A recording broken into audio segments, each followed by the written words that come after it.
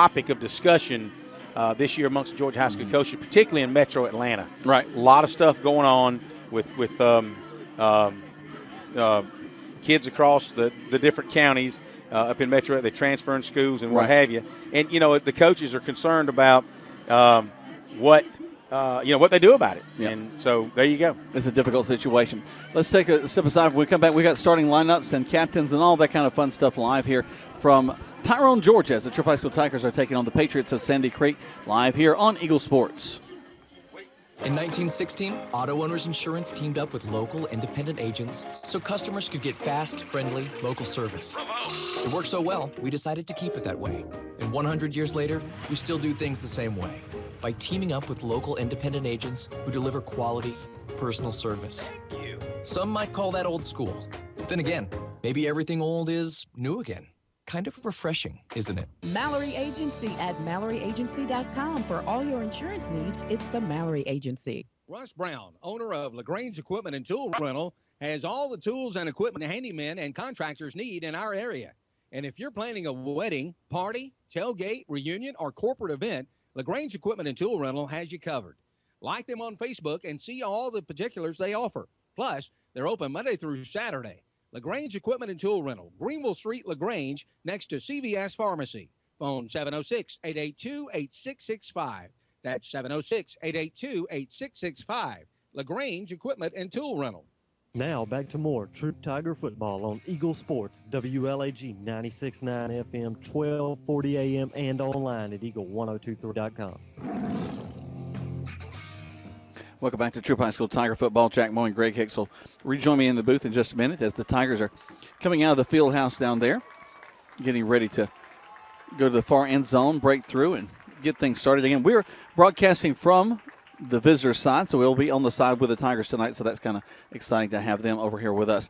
We were talking a little bit previously about points being scored. These are two teams that are really kind of prolific here in the state of Georgia right now. Troup is second in the region in points scored with 149. Cartersville has scored 199 points in their 5 games. So, Troup does have a very powerful offense that we can just get off the ground against a very, very tough Sandy Creek defense. Looking down the field, we got our captains on the field. They include, of course, number 15, Montez Crow, along with number 8, Cam Russell. And we also got number 17, Chance Hill, down there. They'll be stepping out to the middle of the field in just a moment to flip the coin. Let's go and talk about our starting lineup for the Troup High School Tigers as we get ready for this ball game. Let's start on the defensive side. At nose guard, we got Jared Lane, number 2. Defensive end is number 39, Gabe Hubbard. On the other side is number 52, Quentin Kersey. Your interior linebackers are number 25, Joko Willis, and number 11, Kevin Martin. Kevin had a scoop and score last week on a block punt, so he did an excellent job last week as well. Your outside linebacker is number 20, Nick Ligon. Number 31, Dietrich Tucker is the other outside linebacker. At the corners are 14, Kobe Hudson, and quarterback number 7, Ken Truitt. Free safety is number 4, Jack Schweitzer, along with number 6, Macente Stafford at the other strong safety. Looking over to the offensive side, we begin at the center with number 58, Seth Adams. The left guard is number 55, Keyshawn Cameron. The right guard is number 62, Brandon Turner. At left tackle is number 51, Ethan Short. At the right tackle, number 50, Brandon Barrington. At the running back, we got a couple of guys back there. Jackson Davis will be starting off at the running back position. Dre Flagg will be back there on the fullback. He actually kind of runs that as a wing. Ken Truitt, number 7, along with Cameron Russell. Number 8 will be at wide receiver, along with number 17, Chance Hill. And then your quarterback is number 15, Montez Crow. We're waiting right now to see what's going to happen as they're about to flip the coin down there on the field.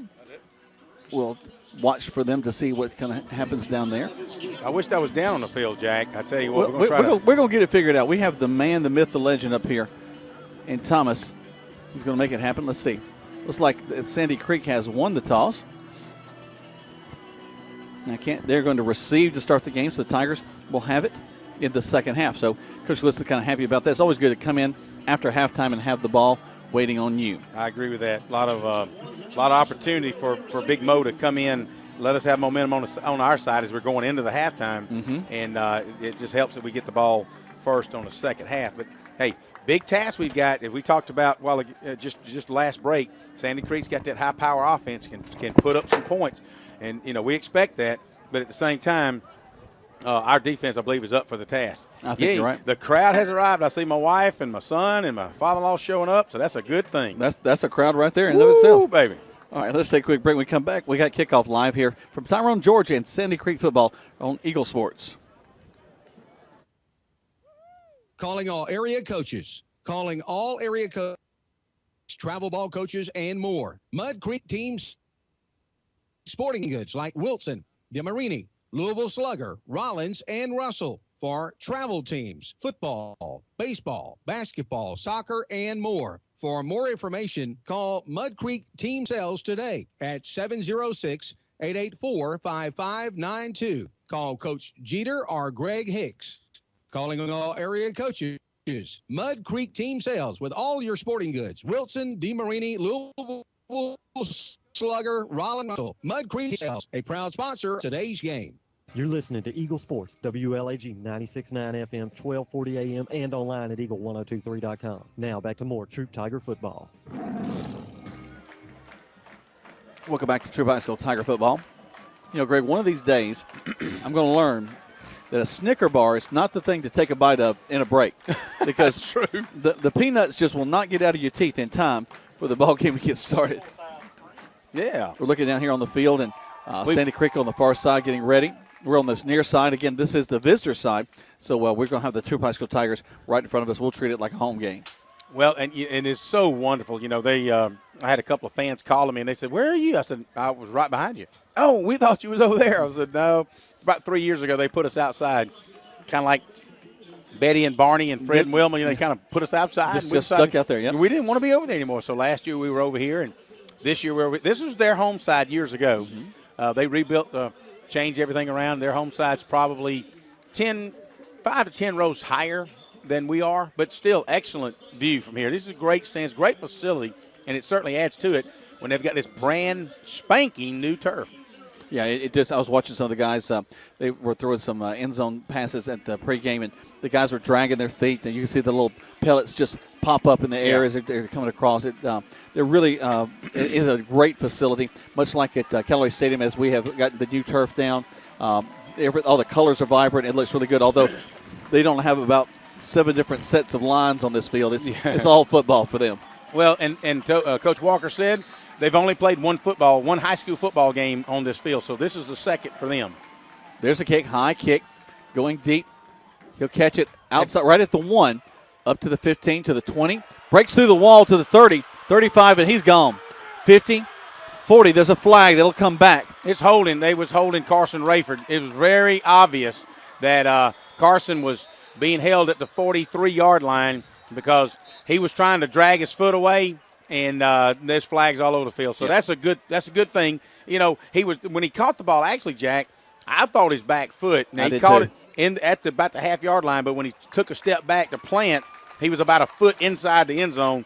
So evidently, rules are maybe, depending on how much of your body's in or where the location of the ball is, because it was just his back foot that to me it looked like it stepped across the end line or the goal line. So that ball will come back. Holding call, and the spot is on the 43-yard line. So from that point, should be at least a 10-yard penalty, which should move it back, and they'll have starting position a little bit more respectable for the Tigers at the 33-yard line. And he busted through the wall and never slowed down, Greg. No. That was the good. Really, it was he was just coming up the hash marks, and they created a seam for him, and he busted out. But Carson Rayford was, and big play Ray. He's gonna go get him, and it was obvious the guy that was trying to tackle Carson around the feet. So. Big play Ray, I like that. So they'll place the ball. Well, so now they've going back the other way. They went to mark it. Now they're coming back. What's that all about? Were there 2 penalties? Was there a penalty against us too? I don't know. Need to find out what's going on, because now they've moved it back, and then to the 33. Now a 15-yard penalty against the Tigers. Maybe it was personal foul, and we just don't know what it was, because now Sandy Creek's got the ball 1st and 10 at the 48-yard line. Well, that's what they're whistling in. So that's where they'll have the ball. And here they go. Single back to the backfield. They'll jump back to throw to a slot receiver on this near side. Across the 50 to the 45, down the line to the 40, goes out of bounds. Looks like they'll have it at the 35-yard line, actually down to the 33. Kevin Martin from his linebacker position really came back and helped Chance Hill. Not after a first down play, however, just a little stab pass out in the flat. Quarterback was under center, takes a snap back, turns over, throws it out in the flats. They basically scouted us, and we leave that flat open on that formation, and they picked up 15 yards. But just before, he never really went out of bounds, but Kevin Martin really came over and helped Chance Hill out and just pounded him. You heard the Troup fans really go, ooh. So first down, Sandy Creek. They come again. Back to their back of the backfield, number 5. He's going to try to pop to the outside. He gets to the corner. He's the 30. Goes out of bounds. They're going to get a holding call that's going to bring it back. Yeah, exactly, on the interior line. Jared Lane and Joko Willis was trying to get through the line, and those big offensive linemen had our guys again around the ankle. So again, really 2 holding penalties by the Sandy Creek personnel, whether it's the kickoff return team or the offensive line. You don't typically see that out of them, but again, maybe we're just a little faster than they thought we might be. So with that, they're going to mark the ball back. It'll the spot of the foul is going to move it back to the Sandy Creek 42-yard line. So they'll have it 1st and 10. Replay 1st and 20. Clock's already rolling at 11 minutes and 9 seconds. Quarterback number 1, Walker, checks his line, turns, toss sweep going around the right side. And they've got great blocking to the outside, Greg. He gets some good yardage up the field. He'll get back to the original line of scrimmage at about the 33. Well, he certainly picks up about 9 yards, maybe call it 8. It'll be 2nd down and 12 for the Patriots. But, Sandy Creek, again, they're you look across their offensive line. Our defensive line is, I don't want to say they're small. But we're shorter than they are. And they've got some pretty hefty boys. Look at number 61 there, the left tackle. He stands at about 6'2", 285 at what it looks like. So they got some big boys on the offensive line. A deep straight eye this time, going to go right in the middle. We're going to stop him in the backfield, wrap him up, get him. Actually, he's going to lose yardage back to the 35. They either gave him no gain, Jack, or he lost a half a yard, and that'll bring up 3rd down and 11. And most of so far they've not gone vertical. They've actually run a couple of off-tackle plays, as we said, and did a little stab pass. And that's been the basics of their offense. So let's see how the Tigers respond. Big play right here on the first series, Jack.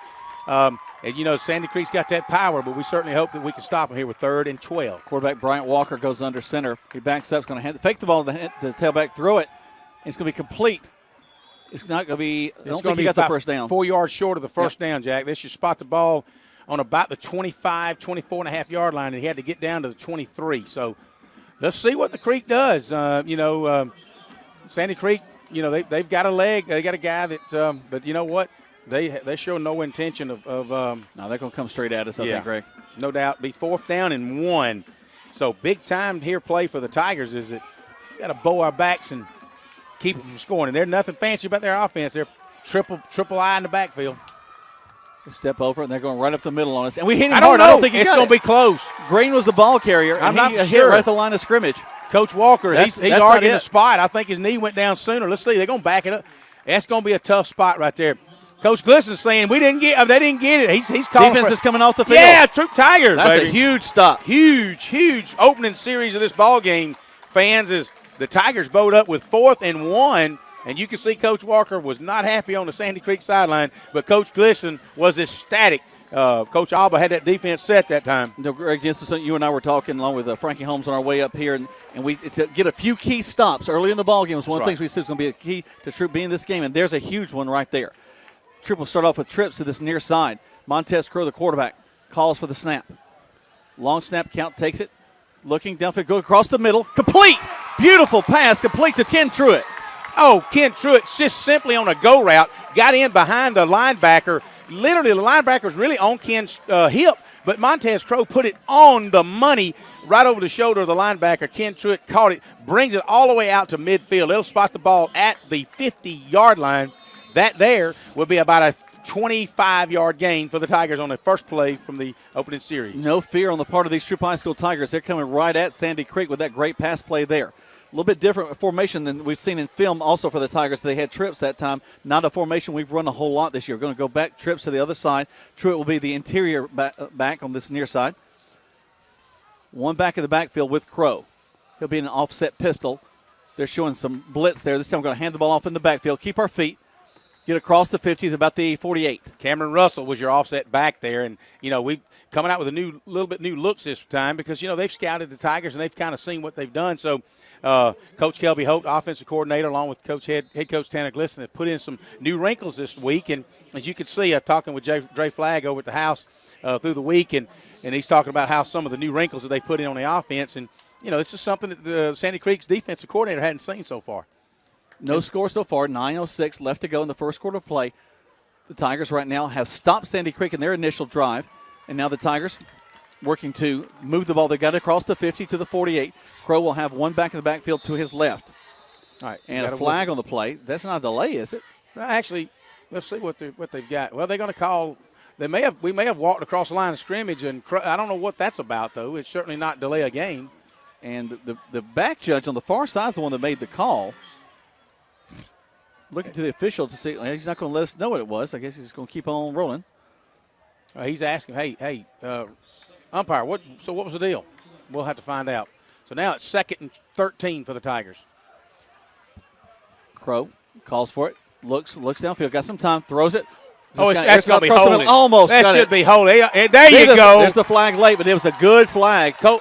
Jack, sorry to interrupt. Kobe Hudson was right down the middle, and it was really obvious from the 35-yard line. He was already being tackled by the free safety. He just absolutely Kobe had beat him, and it all had all signs of a touchdown on it, and he tackles him at the 30-yard line, drags him down. Flags coming everywhere. Montez aired that out big time, though, trying to get it out to Kobe. Well, it was a great pass play. It was on the money. All Kobe had to do was run up underneath it, but he almost made the catch even with that guy right in his hip pocket the whole time. I mean, I can't say it was a smart play from Sandy Creek. One that you wish that they hadn't have done, but, from them, there's a possibility they just saved a touchdown, and really all they did was gain 15 yards, but automatic first down for the Tigers as the ball moves inside the 40 down to the 37-yard line. Actually, 38, so the Tigers will have it 1st and 10 at the Sandy Creek 38. To put the picture in your mind, the Tigers in their white tops with their navy pants. They're moving left to right as they move across the field here at Sandy Creek. Crow will have a back in the backfield to his left in Russell. Twins to the far side, one man to this near side. Checks his line. Makes his clap, calls for it, hands the ball off. We got some blocking ahead of him. Cameron across the 35 to the 30. Excellent. Still on his feet, getting down near the 26-yard line. Excellent block by Cameron Russell. Just took the ball behind big Brandon Barrington and just nailed it. What a great block out there. That'll pick up about 13 yards. Move the ball all the way down to the 27-yard line. Picks up 12 yards and a first down for the Tigers. Tigers driving in this first half of play. What you looking for there, man? The starting lineup. Oh, starting lineup. Well, I bet you I got that somewhere here. You got to just tell me what you want, what you really, really want. There we go. What you really, really want. I really, really want a touchdown. All right, here comes Montez. Calls for it. Hands the ball off to Russell. Oh, actually fakes the handoff. Just throws out to his receiver, Chance Hill, on the far side. It's just a little bit too high, so that'll fall incomplete. Stop the clock. It'll be 2nd down. You could see the offensive line kind of blocked down and kind of sold it as I sold it, yeah. It sold it as a screen pass, really, and then all of a sudden Crow turns and throws it out a little flare pass. Just overthrows Chance Hill. That's a tough pass to catch. You got to throw it over your outside shoulder, keep it away from the defenders. And Chance was had to stretch out for it and just didn't happen. So it'll be 2nd down and 10 for the Tigers. Again, inside Sandy Creek 30-yard line at the 27, 2nd and 10 for the Tigers. Crow gets ready. This time he'll have Truitt in the backfield with him. Takes the snap. That's not Truitt. It's Davis who gets a big run up the middle of the field. Gets across the line. He'll get about 4, maybe 5 yards? That's right. They had pulled Brandon Turner, number 62, from his right guard. They had pulled him around the corner, leading the way. They pick up at least 4 yards. It'll be 3rd down and 6 for the Tigers as they're inside the 25-yard line down to the 24. As Dre Flagg comes in, he checks in for the Tigers. And you never know. We've looks like they're going to – the white cap is saying something. Looking at Ken Truitt is like he's got blood or something? Yeah, he's kind of wiping his shirt down, Coach. Either that or he's telling him about his knee, his pants above his knee. That is a Georgia high school rule. However, most teams ignore that rule. To just put it bluntly, and you look at Sandy Creek linebacker, you can almost see his kneecaps, and I promise you that if it's going to be addressed this game, Coach Gliston's probably going to address it at every game, anytime you see that. Well, right now, if you look across, we do have the folks from WSB TV, so a lot of eyes on this ball game. They're trying to make sure they call it right. We got a man in motion coming from the far side. Crow stands, waits on the snap to come to him. Takes it, rolls to his right, looks, going to air it out to the corner. He's got a man back there, just overthrows his intended receiver, but we do have a flag on the play. I think that's going to go our way. Well, I don't know so much about that, Jack. It may be offensive pass interference. Now they're going to call him holding, defensive pass interference. Macenta Stafford actually, as he was heading to the corner, actually to the front pylon, had his hands on the outside shoulder and couldn't pull away. So maybe what he saw was the cornerback holding Macenta Stafford's wrist where he couldn't get up to make the catch, because the ball was catchable had he had both hands and able to do it. So that should move the ball from the 27 all the way down to the that's a first down. 13-yard line, 28 to the 13-yard line. That'll be first down and 10 inside the 15 for your Troup Tigers. Penalties right now for Sandy Creek have been hard on them, but the drive for the Troup High School Tigers continues. Man goes in motion for the Tigers. Montez, a little cross bucket in the backfield. We're going to spin. Davis spins again, still on his feet, but they're going to get him, corral him back at the 20. Well, let me tell you something, folks. It was everything Jackson Davis could do, because he was hit not once but about 12 times, and he wound up losing some yardage. But it took 11 Patriots to bring him down, I promise you. The kid is we've often said Jackson's going to be the brunt carrier. He's going to carry the load when it's north and south. He can do it. He's just a junior, and he's shown that he can do that. Now, that'll back the ball up. It'll be 2nd 14 from inside the 20 now at the 18-yard line, Jack. 6:19 left to go in the first. Tigers still with the ball. We can get a first down inside the 2. Crow stands. One back to his left. He'll step up, check the line. Now back to the shotgun set. Calls for it, takes it, rolls to his left. Now he's going to run the ball, trying to find a seam. He's going to try to get to the outside. Now he's going to throw the ball. He's got a man in the end zone. Oh, in and out of the hands of the intended receiver. Almost a touchdown right there, Greg. Wow, he had Ken Truitt right in the back corner. Thankful for good play for Sandy Creek is that corner stayed right with him. But heads up play by Montez Crow is that he dipped like he was going to go up beside the tackle, pulled back, ran to the sidelines, and did a jump ball and threw it into the corner, almost a touchdown. So we're looking, it should be 3rd down now and 14. The ball's should be resting on the 18-yard line. Actually, there's a flag on the play, so we may have had holding inside the line. We just didn't see it, guys. They're going to back us up. A lot of penalties. I think that's about, 8 or 9 we've seen so far? Probably so, but I think that may be only the first one on the Tigers. Actually, the second one on the opening kickoff, we must have had a personal foul. But I think they're standing at about 6 penalties, and we may have 2. Yep. But at any rate, 2nd down, guys, we're going to – it gives us some real estate to play with here. Actually, I do think it's 3rd and 20. The sideline marker still shows 2nd down. So let's go with 2nd. I like 2nd. Trips to the far side. Crow will back up to pass. No pressure. Now airs it out to the corner. Got a man there. It goes up. Oh, that could be another pass interference. Because he wasn't even going for the ball. He was actually trying to tackle Ken Truitt. Yep, he tried to tackle Ken as the ball got there. It falls incomplete. They're not going to throw a flag on that one. Brings up 3rd down. One thing you got to do is a cornerback, if you're going to grab your guy, you don't really grab him. You actually have to go through him to go for the ball. And he was actually holding him in his waist, keeping him hanging off him. Yep.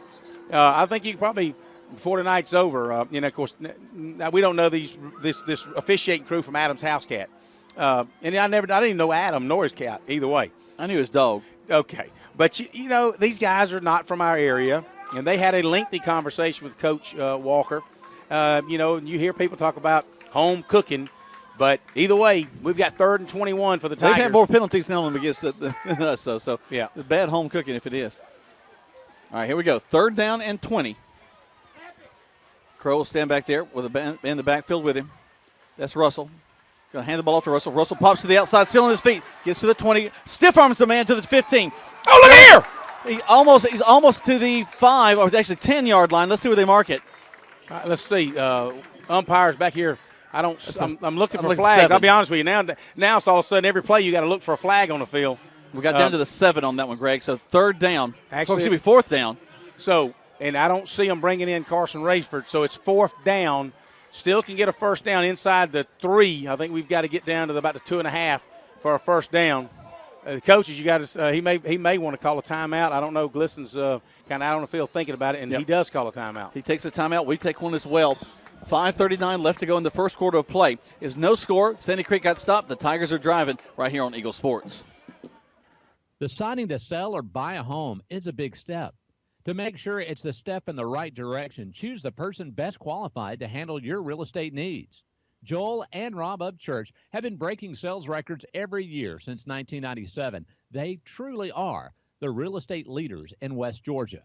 So take a step in the right direction. Contact Joel or Rob Upchurch at RE/MAX Results because they are dedicated to results and converting transactions into relationships. The action continues now with more Troup Tiger football on Eagle Sports, WLAG 96.9 FM, 1240 AM, and online at eagle1023.com.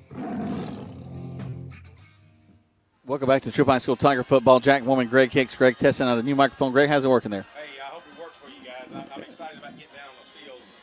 Not yet. We have some technical difficulties. I believe we have it working. It sounds like a lot of echo because I'm still in the booth. I don't. It's not working right now, so we'll work on it in a second. Sounds like it's almost not even hooked up there, Thomas. So that gives Thomas a new challenge to continue to work on. We'll put Greg back on headset while we try to get this all sorted out. Because there was no signal coming through at all there. So sorry about that. There he is. We'll hand that over to Thomas and give him a new hobby to work on. So he's a sound man par excellence. 4th down now and about 4. But the real thing is we're inside the red zone. We're down there on the 7-yard line. Tigers look like we're going for it. Crow under center.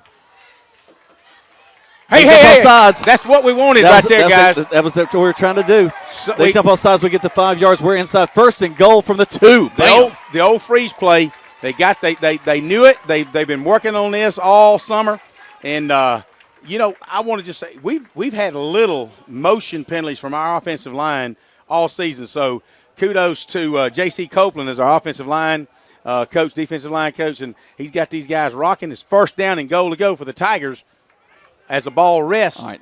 As they hadn't officially set the ball yet, but it's going to be inside the 5 at about the 4. Still haven't really said it. They're still playing around with this at the 4-yard line, so 1st down and goal to go from the 4 for your Troup Tigers. All right, here we go. All right, now that Whitecap is – and Coach Gliston's asking for some explanation. Not a bad strategy because, one of the things you do right here is you kind of settle them all down a little bit. So they do half the distance, or what is the conversation here? Well, the good thing is what's happening is that it was offside, and we had the ball on the 7-yard line. So the question is, do you go 5 or do you go halfway? But what he's done is at least he's settled it down. So hopefully, you're not in such a hurry that there's a mistake being made. So it's 4th down now. It was only half the distance. They did not give us the 1st down there. So it was about 4th down. I thought it was 4th down and 4. Evidently it was 4th down and 5.5. So new thought process is it's still 4th down and a yard to go as the ball's resting on the 3.3-yard line. So here comes a big play right here. Crow will go into center. Take the snap, turn. He's going to pass the ball. He rolls to his right, rolling still his feet. So he airs it out in the end zone. Touchdown! Touchdown, Tigers! Woo! Wow, what a play. He throws it back against the grain into traffic, and Chance Hill jumps up under surrounded with 2 defenders and snatches it out of the air. Shocker here, first quarter. Wow. Troup High Tigers with 5:27 to go in first quarter. 6-0. Great offensive series, Jack. Man, that's a ridiculously awesome. Right now, snap, hold, kick is up. That extra point, very important. It is up in the air. It is good. It is 7-0 in favor of the good guys. We'll break this play down when we come back. You're listening to Troup High School Tiger Football on Eagle Sports. Good food. Where do you find it? Because when you spend your hard-earned money, you want good food.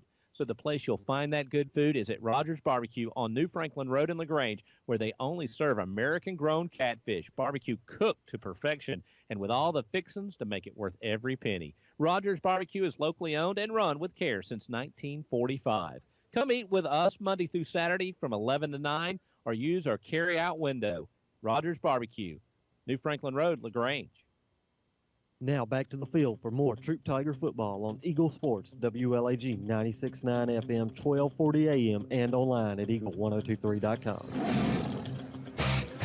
Welcome back to Troop High School Tiger football. Jack Bowman, Greg Hicks, and the Tigers have shocked the world by scoring first against Sandy Creek, 7-0 right now. Sandy Creek, they took the opening kickoff all the way in, had a holding call that brought it back. Then they drove the ball all the way down inside the 25. The Tigers stopped them, and then they drove the 80 yards back the other way and have just scored 7-0 in favor of the Troop High School Tigers. There's a kick by Carson Rayford. It's going to bounce into the end zone. They'll bring it out to the 20, and that's exactly what we wanted to happen. You know, let's go back to that previous touchdown play too, Jack. Is it Montez Crow? What we're Poise, seeing some golly. things, great poise as he rolls and he darts to the sidelines, and then he stops, jumps, and fires it back across, which is you just don't do that. And he threads the needle. Chance Hill reaches up and grabs it, and great job, Chance Hill. I've been so pulling for Chance, and he's had a tough couple of games there where he was injured and he was kind of limping around, and now, wow, didn't start Kobe Hudson on offense, so that's good because, you know, obviously Sandy Creek's been really scouting him, so good job by the Tigers, especially Montez Crow. Quarterback Walker steps up to his line of scrimmage. He's got an I formation behind him. Makes a change at the line of scrimmage. Goes back under center. Steps back. Going to hand the ball to the tailback.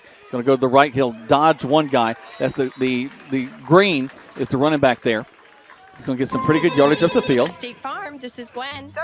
We're just going to keep on rolling. All right, that was a power eye first down and 5. They picked up a first down and 10. They picked up 5. It'll be second 5. Is where they're just attacking us right at the gut, Jack. And that's what we talked about in pregame. Not a lot of fancy stuff. You see these? Look at that big offense. Look at that big. The center walks up there. Yep. He's got to be 6'2", 260 easy, and he's not fast.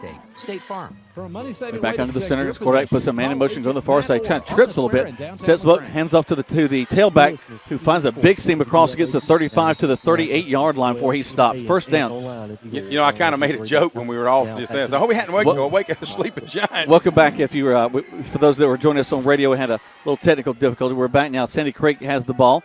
They've driven it on about 3 plays to the 39-yard line. Yeah, they're still on their side of the field. Greg had mentioned that this may be a little bit of a sleeping giant. We may have awoke by scoring first, but now we've got to put a stop on them. So 19 yards in 3 plays, so the Tigers got to tighten up. They're just hitting us straight up the gut. Back to pass is the quarterback, Walker. Almost picked off. Good coverage, so they're going to throw a flag on it, though. Well, he did kind of break early, kind of hit him in the shoulder pads before.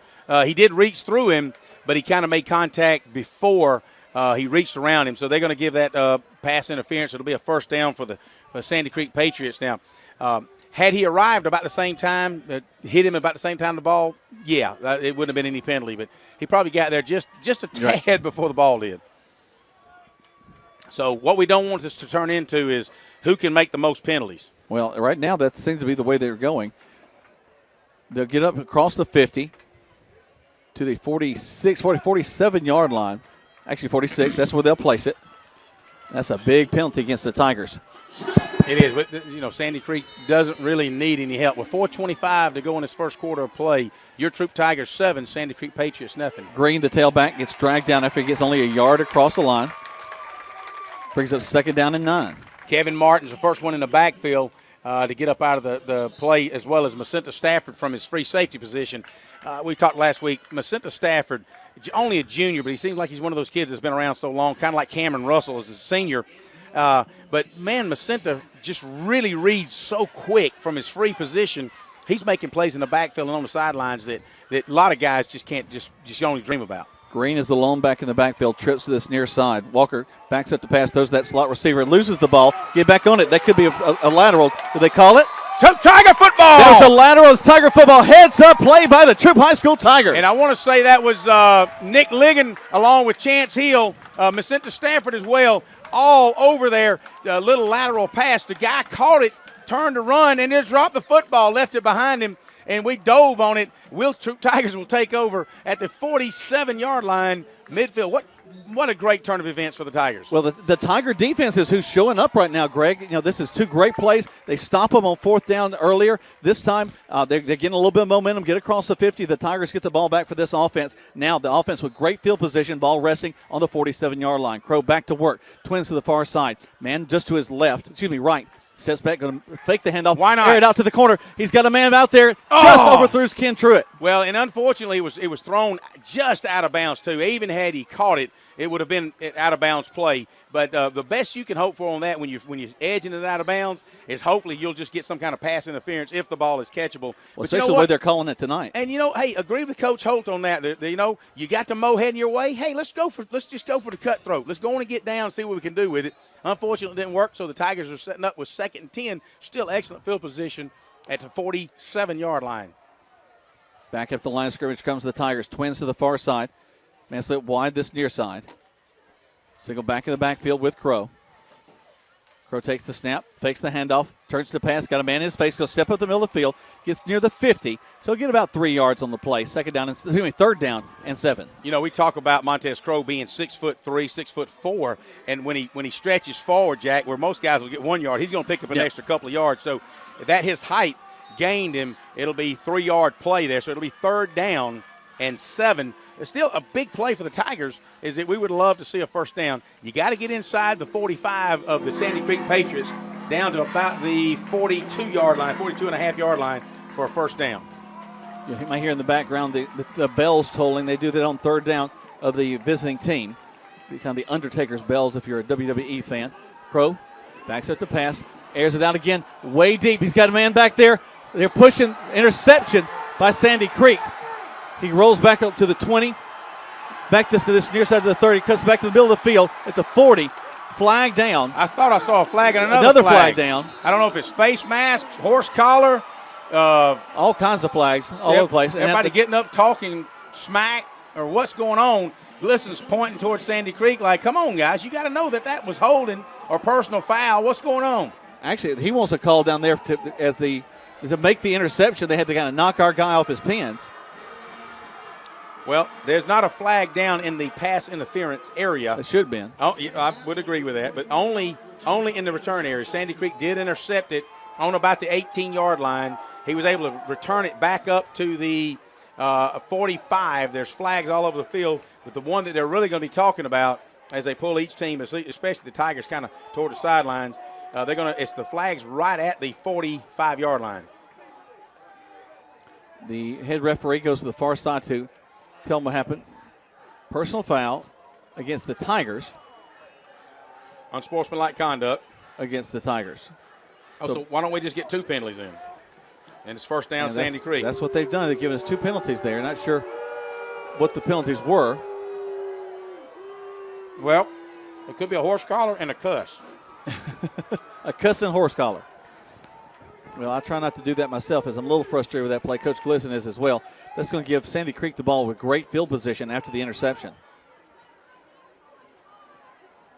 They've seen us throw that out pattern, Greg, and they're putting double coverage on there to our guys as they're going towards the corner. Well, the Tigers have been working on a play that you've not seen all year. And so if this is the kind of game, depending on what quarter we're in and what score and how bad we need it, that it hopefully, if it's worked to perfection, it'll come as a surprise to everybody. So Sandy Creek gets the ball across the 50 down to the 39-yard line. That's where they'll start this drive. Tall sweep going around the right side to a new running back who gets in there. We're going to get to him in the backfield. Actually, we're going to miss him. Still on his feet. We hit him hard as he gets across near the 30-yard line. Well, you had Kevin Martin almost pull him down about the 40-yard line, which would have been about a 2-yard loss. He's able to turn it upfield. Just excellent speed, excellent balance. He's not a big running back, but he has certainly got great balance. Yeah, Hubbard, he's 5'9", 182 pounds. The young man's name is Hubbard. And he turns that basically could have been a 2-yard loss into a 6-yard gain, at least 2nd down and 4, as the ball rests inside the 35-yard line at the 33. Hubbard stays in, as does the quarterback Walker. Walker steps up, is going to pass, airs it out. He's going to throw it to the corner. We got 2 men there. He steps up, makes the catch. Beautiful catch, and they're going to call a touchdown. They'll say he goes in the end zone. Hey, he threw it right where he had to on the inside pylon. He jumps over Ken Truitt. You know what? Ken did about as good of a job as defending that pass as anybody could. The kid just jumped up. He had about the time Ken turned his hat around to see where the ball was coming, jumped up, caught it just inside the front corner pylon. Excellent pass. It's kind of like the old LSU pass against Auburn to end that football game. Official timeout as they're sending their kicker off the field for a second. Are they going to send a new kicker out?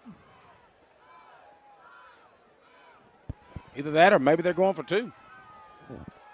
They're trying to get some sort of equipment situation handled on the far side. Here comes somebody on the field, a couple of guys there. Yep, now they're going to.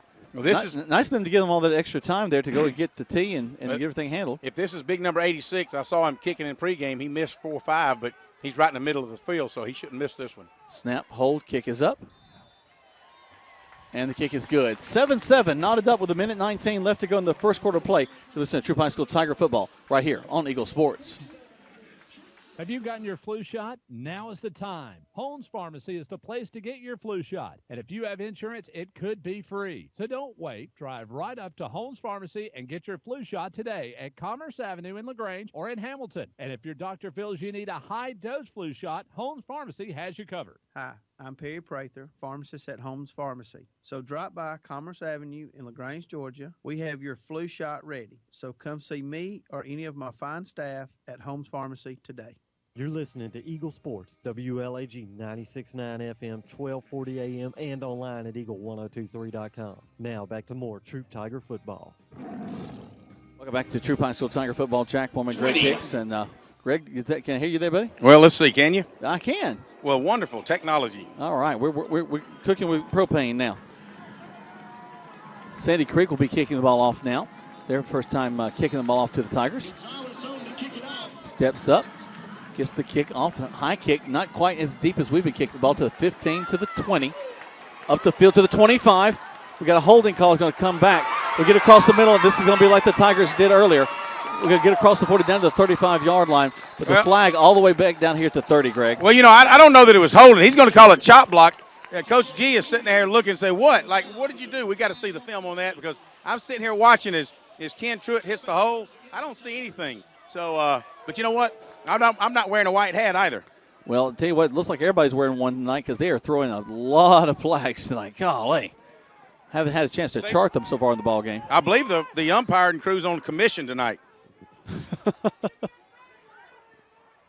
So, yep, that's going to be from the spot of the foul, I guess, at about the 38.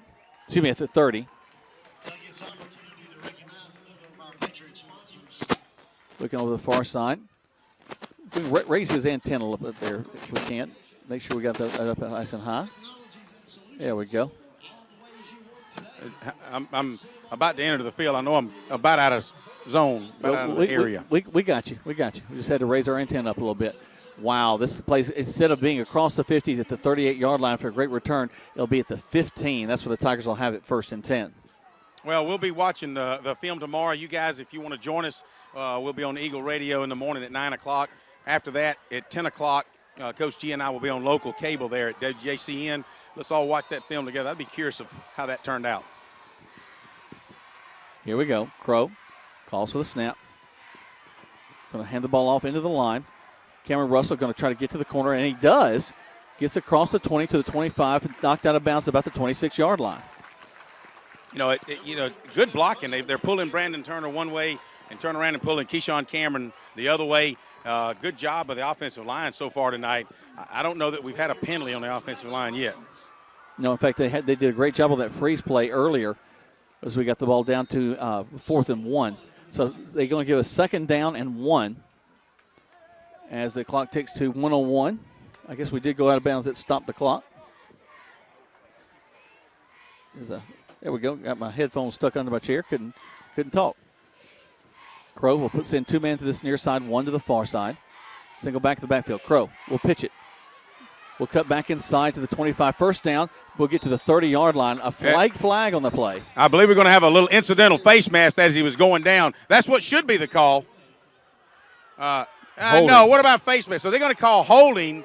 Nobody sees it. Coach G's out here arguing that it could be incidental face mask. So as he's going down, the guy's got his hands on his face mask. Again, I'm not the white hat guy, but I saw face mask, my opinion. And I think most of the Troup coaches are arguing that fact as well. Is that going to be Well, trying to see what Coach G's kind of having a discussion with the official. They're going to back up the Tigers. I tell you what, as much as the first quarter went our way as far as not only momentum but also penalties against the Patriots, turns out in the second quarter, I don't know. We're still in the first quarter, Greg. That's the thing. Oh, yeah, this is the last half of the first quarter. It's like the second half. I believe they didn't like the way it was going. They're giving us a lot of penalties now. So now we're looking at second down and 8 instead of second down and 1, which we had earlier. 43 seconds left to go in this first quarter play. 7-7 is your score. We're knotted up. Penalties are just abundant in this ball game as we're rocking the stands over here on this near side. Crow throws across the middle over the head of his intended receiver, Chance Hill. Chance was wide open on the down about a 14-yard little 90-degree hooked inside the zone there behind the linebackers. One of the linebackers had dropped back, but not enough really to make a difference. Montez, it came out of his hand.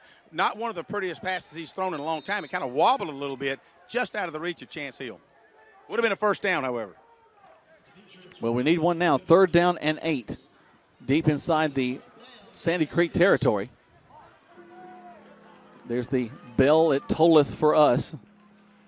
Ball is resting on the 17-yard line of the Tigers. We've got to get out to the 25-yard line for a first down, and the Tigers will call a timeout. They take a timeout. We take one as well. 28 seconds left to go here in the first quarter of play. 7-7 our score. Tigers need a first down right here on Eagle Sports. Introducing the most valuable provider, your nationally ranked WellStar West Georgia Medical Center. Ranked a top 100 large community hospital by Truven Health Analytics. Named a top 100 great community hospital by Becker's Hospital Review. Rated top 100 in medical excellence and patient safety by CareChecks. WellStar West Georgia Medical Center. Award-winning healthcare right here in LaGrange. To learn more, visit wellstar.org/WGMC. We believe in life well lived.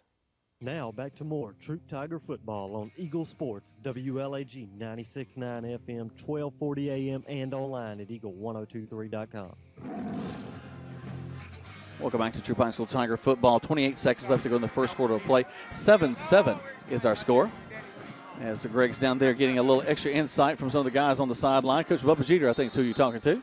Well, I'm sorry to be interfering with that. Here we go. No, you're fine. You're fine.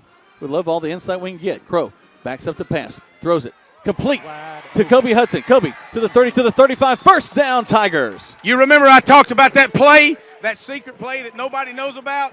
I told Coach G the other week, I said, you hadn't used Dre Flag all year. That's the play we're talking about right there. We needed that first down. We got the first down. Excellent job as the ball gets across the 35 to the 36-yard line. 1st and 10 from there for the Tigers. I just told Dre Flag that if he doesn't make that catch, he ain't coming home tonight. So good job, Flag. We're a man in motion back to this near side. Crow calls for it. He's going to hand the ball off to his tailback, who's just going to get hit at the line of scrimmage, driven back. Should get back to the line of scrimmage. He'll bring up 2nd down. Again, just trying a little misdirection was you're looking one way, turn around and hand it off and go the other direction. And Sandy Creek just overloaded the line of scrimmage that time. It'll lose a yard. It'll be 2nd and 11 for the Tigers. I believe we got a timeout on the field. I don't know if that's a true Tiger timeout. That's the end of the quarter. All right, so after the end of 1, we're tied at 7. Tigers have the ball going into the second quarter play right here on Eagle Sports. Deciding to sell or buy a home is a big step. To make sure it's the step in the right direction, choose the person best qualified to handle your real estate needs. Joel and Rob Upchurch have been breaking sales records every year since 1997. They truly are the real estate leaders in West Georgia.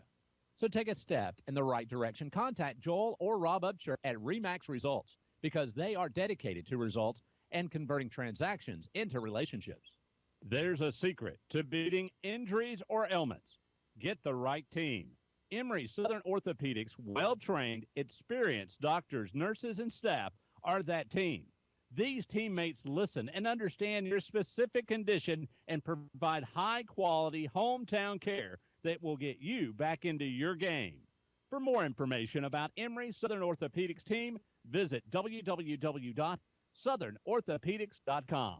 You're listening to Eagle Sports, WLAG 96.9 FM, 1240 AM, and online at eagle1023.com. Now back to more Troup Tiger football. Both bands having some fun in the stands playing here at the end of the first quarter play. 7-7 is our score. The Tigers have a 2nd down and 12 that they're looking at,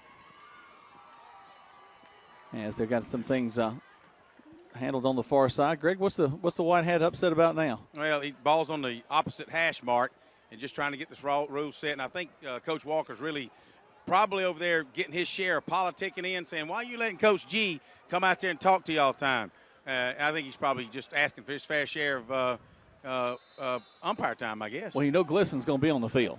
Well, that's exactly right. I'm just going to tell you right now, he's going to come out to the hash mark. He's going to talk to you.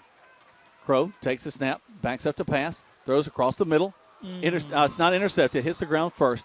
Thrown a little low. Greg, did somebody get a hand on that? No, it really wasn't a hand. It's one of those times that either Macente did the wrong thing or Crow did the wrong thing. That was an obvious one or the other did the wrong thing, and he had Chance Hill sitting out here in the flat wide open. But bottom line is, Macente, the coaches are saying you should have gone a different direction, and luckily that wasn't intercepted for sure. On our streaming, we'll keep it here, as we did have a drop. Go back to the station. We'll get back to that in just a second. But right now it's 3rd down and 12. 11:55 left to go in the first half of play. 7-7 is the score. Tigers need a 1st down right here. They converted on their last 3rd down. So this is a big play right here for the Tigers, guys. 3rd and 12. 1240 AM, and online at eagle1023.com. Welcome back to our radio listeners as the play is whistled dead. And they're going to call us for a delay of game? Looks like it. Well, we did. Seth Adams did quick snap it, knowing that we were on the edge. That's going to back the Tigers up 5 yards, so it'll move it back to the 30-yard line. So we've got it'll be 2nd down now and 3rd down and 17. A little bit more hill to climb on this 3rd down, guys. Going to try to chart the penalties here in the second half. That's the first one there against the Tigers. Second quarter, excuse me.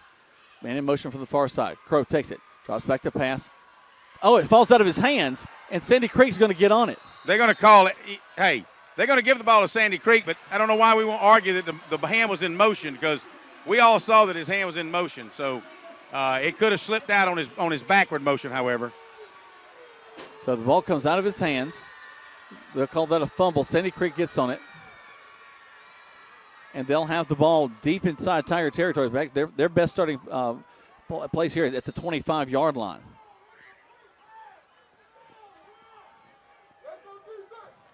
So defense has a big hole to dig themselves out of, as the quarterback Walker will go under center, steps back, hands the ball off to their tailback. We hit him at the line of scrimmage. He'll get another yard out of that. Brings up 2nd down and 9.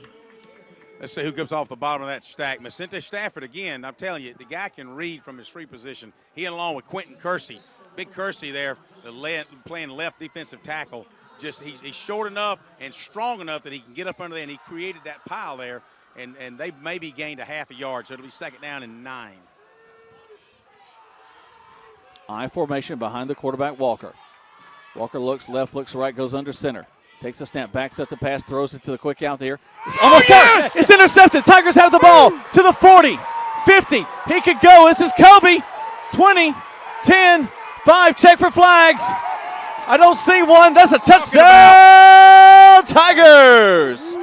Man, a little stab pass just outside the 5-yard distance. Kobe Hudson saw it, stepped in between them, and 80 or 75 yards later, it's a foot race. Touchdown, Tigers. Wow, what a defensive play by the Tigers and Kobe Hudson.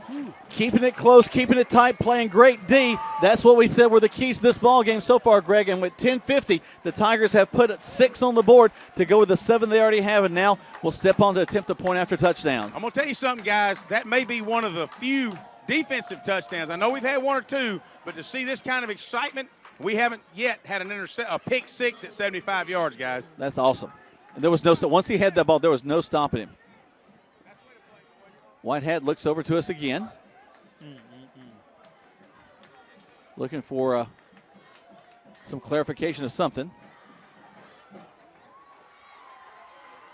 They're going to assess the penalty on the kickoff. I believe that was illegal substitution on the PAT team when you Could be mistaken. I'll check that out. But he's sideline warning. He's also asking to step back. That's Snap, probably hold, what it kick is up. Sideline warning. And the kick is good. 14-7 with 10:58 left to go in the first half of play. Tigers lead this one right here on Eagle Sports. Hi, friends. Just like to hear with Kia LaGrange. Our game plan is set, and our 16-model Kia's got to go to make room for the 17 models that are arriving daily. This means extra savings for you for all our 16 models. Right now, you can take home a 16 Kia Optima LX for as low as $19,900. With prices like this, they won't last long. Hurry to 1217 Lafayette Parkway and let our Star Savings team help you get in the Kia of your dreams. Check us out online at KiaLaGrange.com to help support your local economy. Price plus tax, tag, and title. Stock number 19112.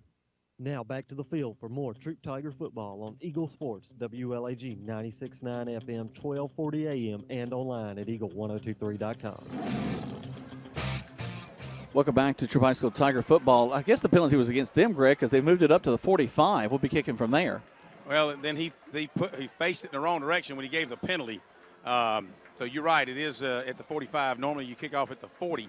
So we definitely need Rayford to put it in the end zone. I was just talking to some of these guys down here, Ken Truitt especially, going both ways as we talked about coming forward, coming up here, Jack. And I told him, I said, just keep having fun. Ken's a senior. He's played his 4 years. He's having a lot of fun.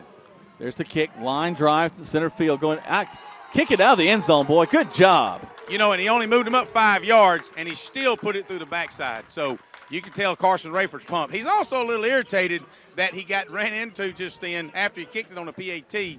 And with that being said, Carson's got some little extra incentive. Greg, going back to the touchdown a minute ago, I was tracking it with my binoculars, watching Kobe run down the field. One of the cheerleaders for the Tigers raised her pom-pom as I was tracking across. I thought it was a yellow flag. It scared me to death. So the Tiger defense on the field, ball rests of the 20 of Sandy Creek. That's where they'll have it, 1st and 10 from there. 10:58 left to go in the first half. They'll send trips to this near side. Quarterback Walker will put a wing to his left, split into the far side as well. Put the wing in motion, hand the ball off quickly to him. He's going to get around to the 20, up to the 25. Hit hard. Wow, at the 27. My goodness gracious. Big number 25 for the Tigers, Jacorius Williams. Joko, man, was that a hit. You could see him. You could see his eyes. I was watching him as the tailback come around the corner, and Joko had a pin on him and just knocked the out of him. Is there a flag? Well, no, actually, Dre flag's on the sideline. But there is a flag here, and I certainly hope they're not going to call personal foul because that was a legal, legit hit. Let's see what happens. Personal foul. Looking back to see who's against. Against Sandy Creek. All right, good. I'll take that. Hey. Every once in a while, a blind squirrel finds a nut. Well, it's certainly taken a lot of politic, and I know Coach G works the sidelines. As you all know this, fans, and I'm just looking back. Our fans, we are full. We got a student section down on the 35-yard line. They've all gathered there. This is like a home game. Now Sandy Creek's bleachers finally filled up. This is fun football, guys. Well, the night is crisp and beautiful. You got a great crowd on both sides, Greg. This is exactly what you pay for, what you come to a ball game for. All right, so it's going to be first down. Glisson's kind of asking for permission. I mean, exactly, moving the chain back down. The ball will be on the 16-yard line for Sandy Creek. It'll be first down. And 10 from there is where they'll start their offensive possession this time. Well, I'm not even going to ask. Let's see how's the first down. But they're going to step back, hand the ball off, and we're going to stop him. That's the tailback Green. Gabe Hubbard, Jared Lane comes off the bottom of that pile, along with Nick Ligon. Those three instrumental in making that stop. They picked up one. They're going to give them really about a yard and a half gain. So 2nd down and 8 is they're going to call it. Really should be 2nd down and 9. 2nd and 8 for the Sandy Creek Patriots. Walker comes back to the line of scrimmage. They're kind of dressed as Patriots with the navy tops. Kind of look like the New England Patriots a little bit out there. Backs up, fakes the handoff, throws across the middle, complete, and we hit him just as he makes the catch. Excellent defensive play by Kobe Hudson. As he, again, you got to be careful, though, on things like this. Even though he's on him, you never know when there's going to be a little hitch and go when he comes out there, drives hard, makes a turn, pivot, and then he's gone. So Kobe's a freshman. He's a dadgum good athlete, but he's got to pay attention in case he doesn't want to get beat deep. So 3rd down for the Creek. Let me interject something here, Jack. Go ahead, hey, guys, if you just joined us, 9:48 and the clock's running. Troup Tigers 14, Sandy Creek Patriots 7. What a well of a ball game. Just now went ahead on a 75-yard interception return by Kobe Hudson. And that play is whistled dead. Timeout is called by Sandy Creek right before that play was snapped. They take a timeout. We take one as well. As Greg said, 14-7 in favor of your Troup High School Tigers right here on Eagle Sports. Calling all area coaches. Calling all area coaches, high school coaches, travel ball coaches, and more. Mud Creek Team Sales is now selling sporting goods like Wilson, DeMarini, Louisville Slugger, Rollins, and Russell for travel teams, football, baseball, basketball, soccer, and more. For more information, call Mud Creek Team Sales today at 706-884-5592. Call Coach Jeter or Greg Hicks. Calling all area coaches. Mud Creek Team Sales with all your sporting goods. Wilson, DeMarini, Louisville Slugger, Rollins, and Russell. Mud Creek Team Sales, a proud sponsor of today's game. You're listening to Eagle Sports, WLAG 96.9 FM, 1240 AM, and online at eagle1023.com. Now back to more Troup Tiger football. Welcome back to Troup High School Tiger football. Jack Mormon, Greg Hicks. Frankie Holmes, I'm going to make him my official social media man. He's putting some stuff up on Facebook for us. You can hear the Troup faithful yelling for defense. Walker checks his line. He's going to make a little change here as he gets under center. Takes it, steps back.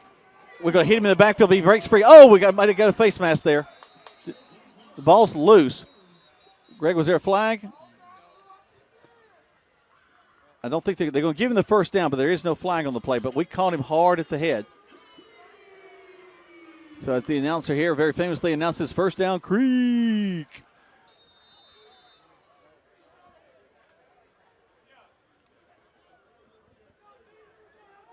So here we go.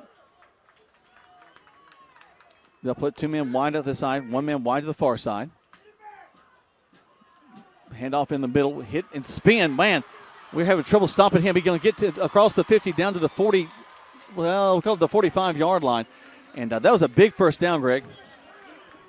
Lost Greg, you've cut him up there? Well, yeah, here we go. Here we go. I guess I walked back into yeah, I was just looking, you know, that kid he's extra shifty. You got to give him credit. Again, he's a good ball player. A couple of key passes just in, good handoff, and the kid's now inside Tiger territory. But Joko Willis, man, almost had him in the backfield on that previous play. They would have stopped him pretty good. Again, number 5, the tailback gets across the 40-yard line.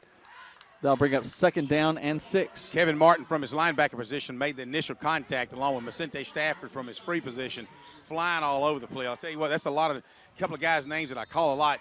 And Coach Williams told me years ago, Danny Williams, my high school football coach, said 2 things stand out on a football field, a hustler and a loafer. Well, we've got 11 guys on defense hustling, but 2 names in particular seems to stand out more so than one in particular is Vicente Stafford, guys.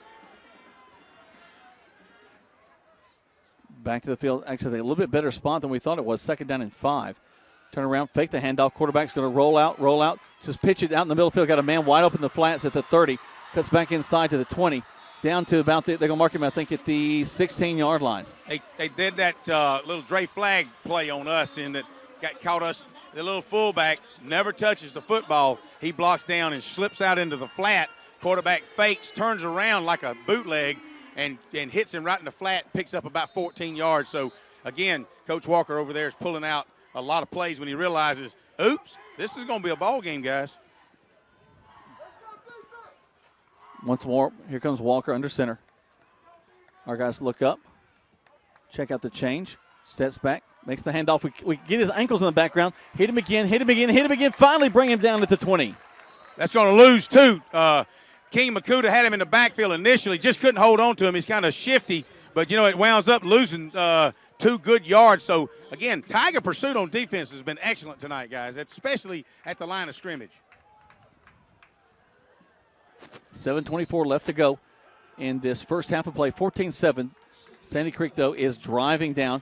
Ball resting on the 21-yard line. Walker with an I formation behind him. Again, just power football for the most part on their part. Steps back. He's going to pass the ball. Throws the quick out. Complete. He's at the 15. Cuts back inside. He'll go in for the up. No, we're going to stop him. I thought he was going to make it in. Gets across the 5. A first down there. First and goal from, they're going to mark him, what, at the 2? 2 yard, yeah. Kobe Hudson really missed the tackle and should have had him. He turned him back inside. Vicente Stafford had him by the shirt tail. Would not let him go and tackle him and they're going to mark the ball at the 3-yard line. So first down and goal to go for Sandy Creek.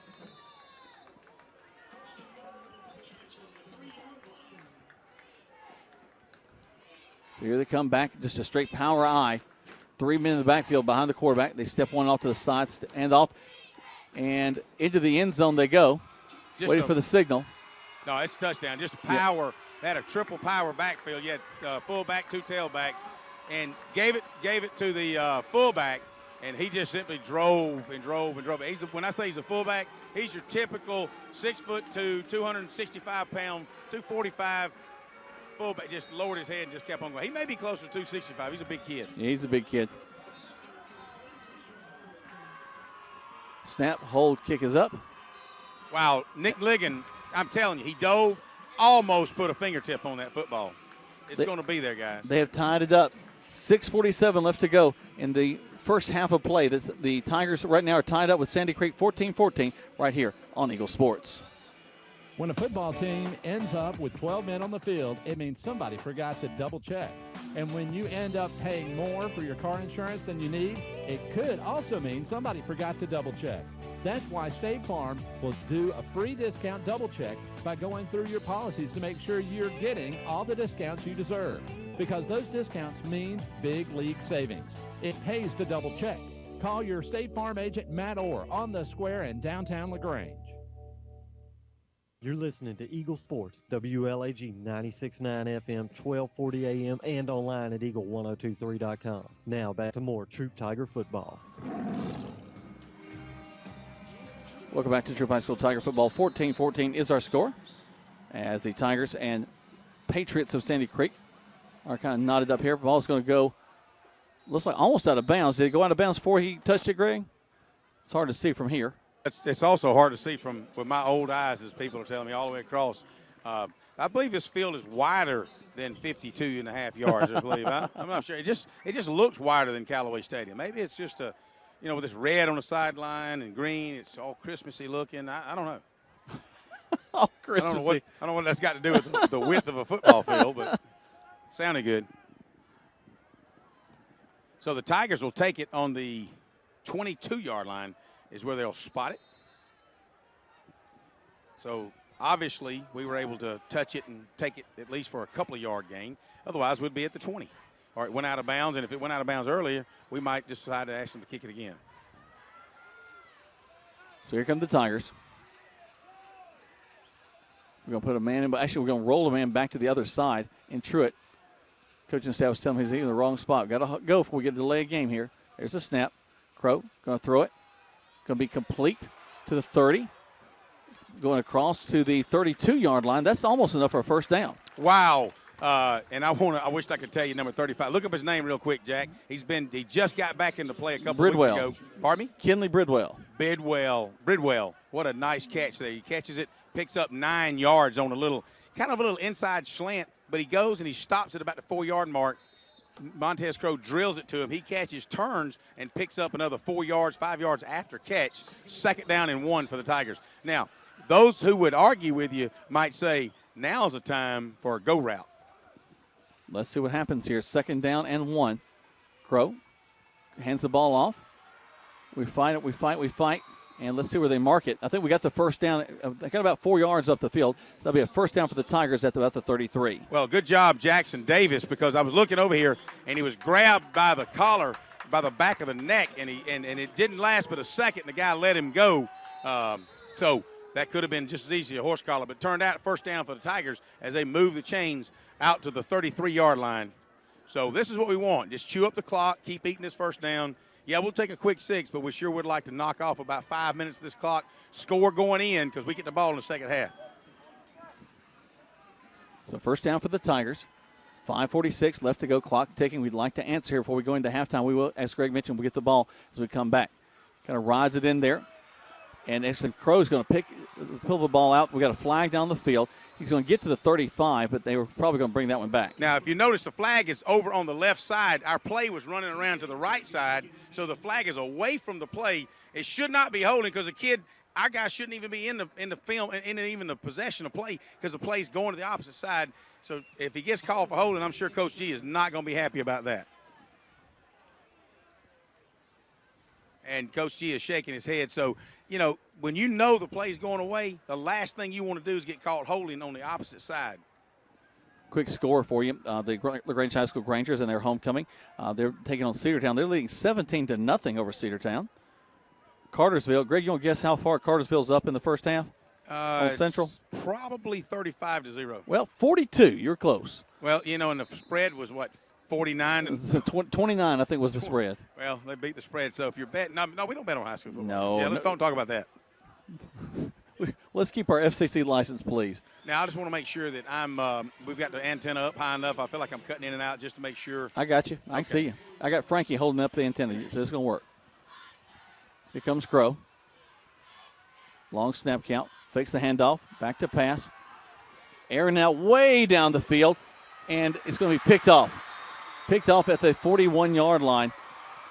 Well, that's one of the – and I'm going to say, and Montez is slapping – he knows that he didn't throw that ball well. He's thrown the ball much further and with much better trajectory. That looked like a long punt, and really – but, you know, we're talking second down, so – there's really no reason we should have, you can't be happy with, well, it's like a punt because it's not like it was fourth down. No. And we're going to turn the ball over. So and plus, Montez, we punt the ball a lot farther. Yeah, Montez knows he could if he had that ball back, he would do something again. Now, the key is he's thinking about it. Hey, Coach, hey, and he's good. He's mad. He'll get over it. He'll grow from it.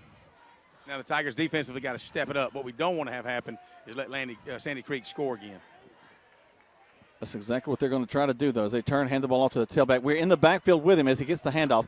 But, hey, he is so elusive, just stepping over guys as he's coming across that line of scrimmage. Nick Ligon in on the play along with Chance Hill. Jared Lane in there, too. Gabe Hubbard, number 67 there.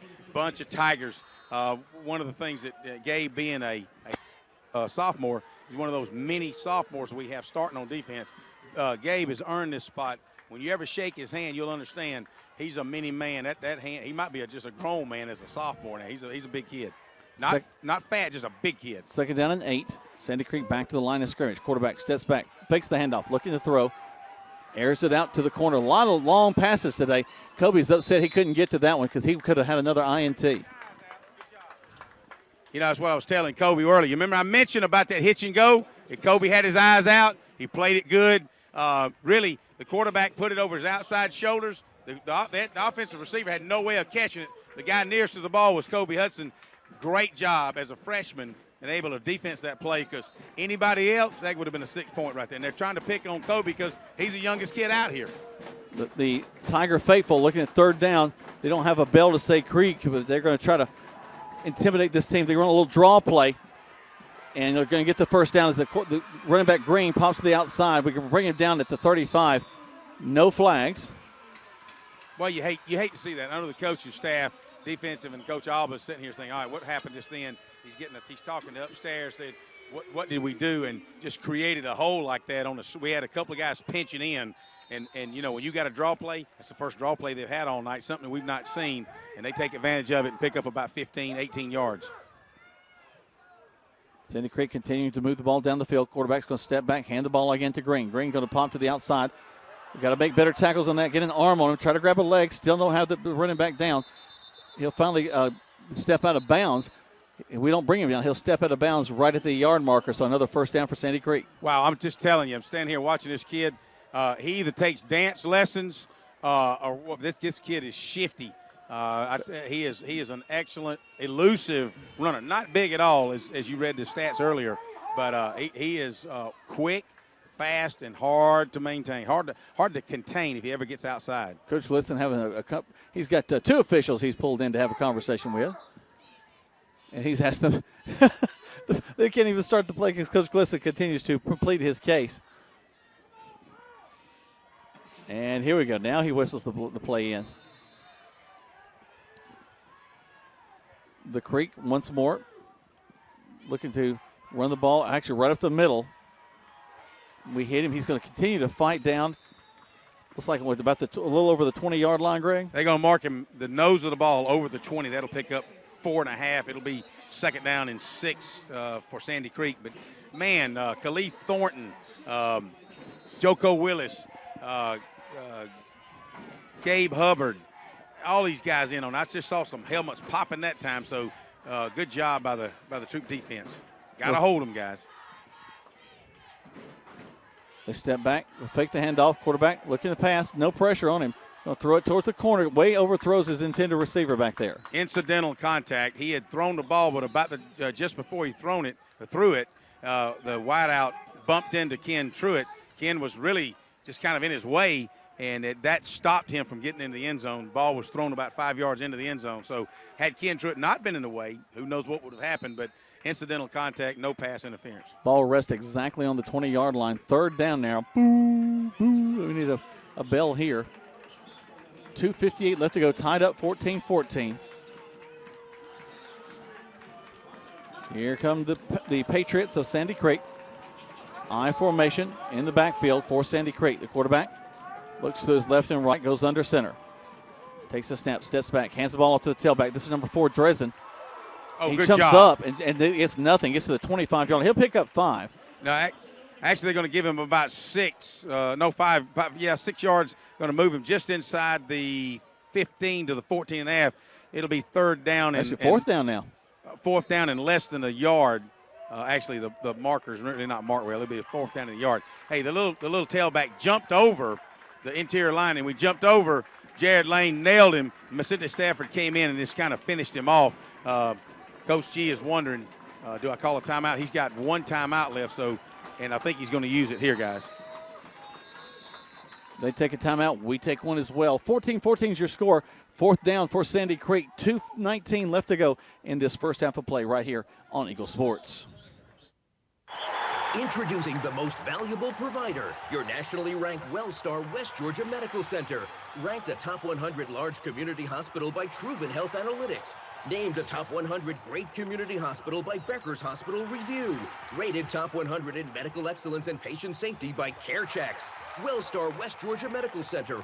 Award-winning healthcare right here in LaGrange. To learn more, visit wellstar.org/WGMC. We believe in life well lived. Now back to more Troup Tiger football on Eagle Sports, WLAG 96.9 FM, 1240 AM, and online at eagle1023.com. Welcome back to Troup High School Tiger football. Jack Mormon, Greg Hicks. We're live here from Tyrone, Georgia, in Sandy Creek High School. Trying to eavesdrop on some of the coaches' conversation. Coach G had the linebacker. He told Coach Alba, hey, let me take the linebacking guys over. And he's talking about pinching the gap. Watch the tackle and the guard doing a little pinch, because you know they're going to try to get that fullback, that big, heavy fullback. So I think what he's going to do is send his linebackers on a stunt. One thing you got to be real careful for in a situation like this is a little tight end dump. Yep. That power eye set up. Quarterback's going to turn, make the quick handoff. He did not make it. I don't think he did. No, they haven't stopped. They haven't done the whistle yet. Depending on the spot, I don't think he made it. But you know what? This is home cooking. He may get a good spot. Let's see. A lot of people say if he spots it with a right foot, it's the first down. We'll see what happens. It's going to be a measurement for sure, but I don't think he got it. I thought he would stop short, but it's going to be mighty close. They're going to bring out the change. You're right, Greg. Oh, hey, trying to get down on the field here. He's going to be about 6 inches short. Should be a Tiger football. Anything other than that, they stirred the pot around here, boys. Let's see. They stretch it out tight. They mark it at the 20. Stretch it out. Stretch it out. Come on. I called it. We stopped them. We stopped them again. What a great defensive stand by the Troup Tigers. Sandy Creek comes up 6 inches short as we got a Troup Tigers take over right now on the 14-yard line. First and 10 with 1:50 left. We get the ball the second half. Major momentum shift right there. Tigers stop them on defense. Well, I'll tell you what, Greg, there's still time left in this first half as Sandy Creek is going to take a timeout. They would really love to see us move the ball. Hey, let's get inside the 30. Let Carson Rayford put 3 on the board, if nothing else. Exactly. Let's see what we can do. There's plenty of 1:50, almost 2 minutes go in the second half. Troup Tigers out of timeouts now. Sandy Creek still showing 2 timeouts on the board. I don't think they call a timeout that time, Jack. I think we're just kind of waiting for the change of possession. You'd think this is a TV timeout. Yeah, we are WSB. Sorry about that. There are going to be some highlights for WSB to show tonight on their news. So if you got a DVR, you might want to go ahead and be taping it if you're listening to us right now. Need to get the cameras up here for us, Greg, or so they can. Well, it is TV. We have faces for radio. We don't need to do that. So it's first and 10 for the Troup High School Tigers with 1:50 left to go. We're tied 14-14. Second big defensive stop for the Tigers so far tonight. We got Coach Walker over there getting his quality time in with the reps. You know, he's in front of the WSB TV. So, and you know, Jack, tell me, as I'm facing this way, I get a lot of static. I don't know if you can hear me or not. I can hear you. I can hear you fine. Okay, I can't hear me talking, but now that I just want to make sure we've got. You know, I'm thinking, what's taking so long? Well, Coach Walker's over there doing a Coach G. He's getting his umpire time as well. All right, so now here come the Tigers. Crow will have a man to his left. Puts a man in motion. That's Chance Hill. Chance will lead the blockers for Cam Russell. Cam tries to get to the corner. He's still on his feet at the 20 and hit hard on that far side. Spins him out of bounds. Really doesn't ever go down until he falls out of bounds. That'll stop the clock with 1:40. That was a long way to run, but he's going to pick up about 4 yards. It'll be 2nd down and 6. They started the clock back, so he evidently didn't make it out of bounds. Now they roll the clock. Looked like he did from this side, but we'll give it to him. Tigers taking their time in the huddle. Fans, if you just join us, 1:20 left in this second quarter until halftime. 14-14 is your score. What an exciting first half. You guys hang with us during the halftime as Sandy Creek's going to have their homecoming, but we're going to tell you about what happened during this first half. Yeah, we are. Got a couple of special highlights there we'll talk about. Crow takes it, going to air the ball out, throws it. He cut back inside. I think he made the catch. He's right here at the 42. They could say he trapped it. Let's see. Well, Kobe Hudson made an excellent try at it, but coaches are arguing. I thought he got his hands under it. Well, not only that, I don't think they're arguing whether he caught it or not. I think they know that it was a tough catch. What they're arguing is, hey, we had a little push off on the corner. He didn't get a chance to catch it. As Kobe makes a turn to come back to the ball, the corner's kind of got his hands all over the backside of Kobe. So they're just arguing that case. Now Kobe's down the sideline. He's inside the field of play. I believe he had the ball hit him in the gut, so knocked the breath out of him. And the trainer's down on the sidelines with him. Be 3rd down and 6 for the Tigers with under a minute to go. It may not sound like much, but we really need this first down. Yeah. Well, we just don't need to get the ball back to Sandy Creek right now. Kobe back on his feet. Good job.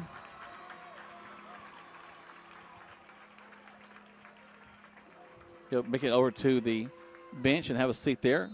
Catch his breath. 3rd down and about 7 for the Tigers. Long 6, short 7, we'll call it. Crow steps back, calls for it. Throws the ball complete, and he loses the ball, actually. I don't think that's going to catch, though. Oh, there's no way. No, that's not a catch. It's an incomplete pass. Let's see what they're going to wind up trying to give this ball to Sandy Creek. That's exactly what they're going to do. That's an incomplete pass. Hey, we got the umpire calling for a timeout, and we're going to see what happens here because he catches it and immediately gets hit, and the ball's coughed up. It's a judgment call. I don't see how you can call that a catch, but you know what? We're not the one officiating the game. Let's see what happens as they're telling all the players to get back.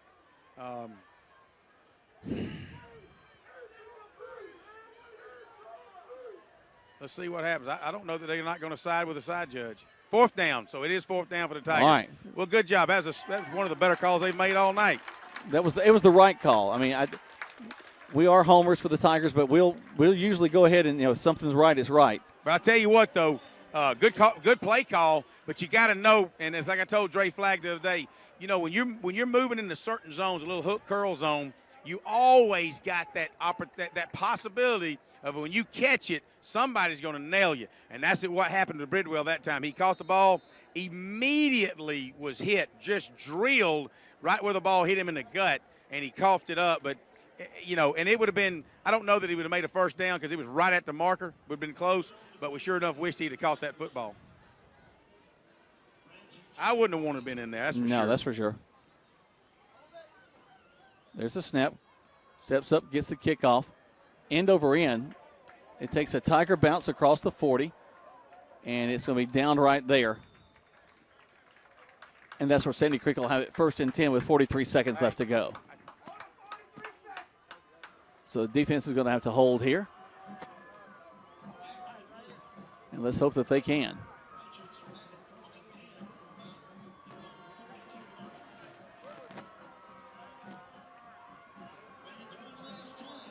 So 1st and 10 for Sandy Creek. Ball rests at the 42-yard line.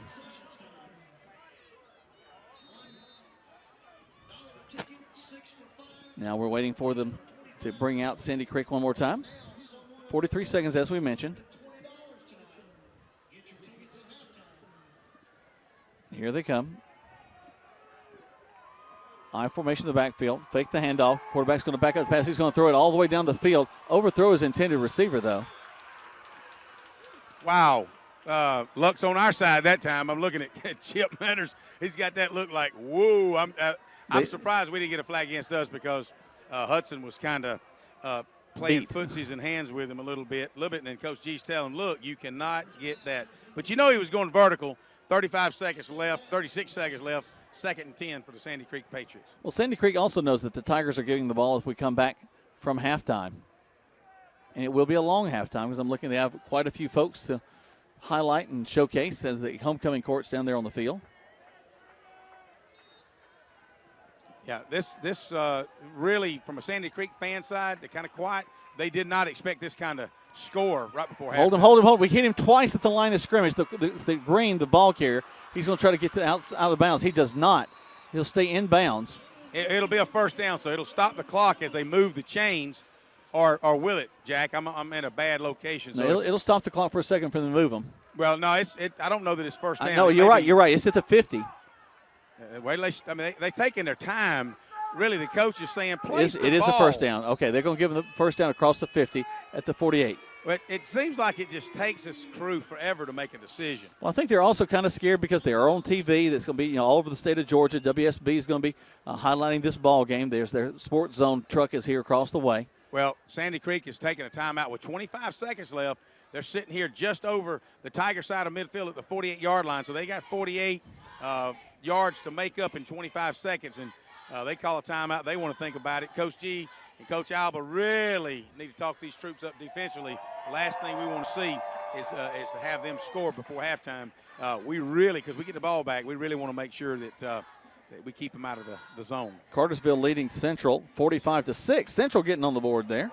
Well, Cartersville's got their 9th grade team in more than likely. I mean, you got to, the game's put away. Don't know if it's homecoming because that is this time of the year.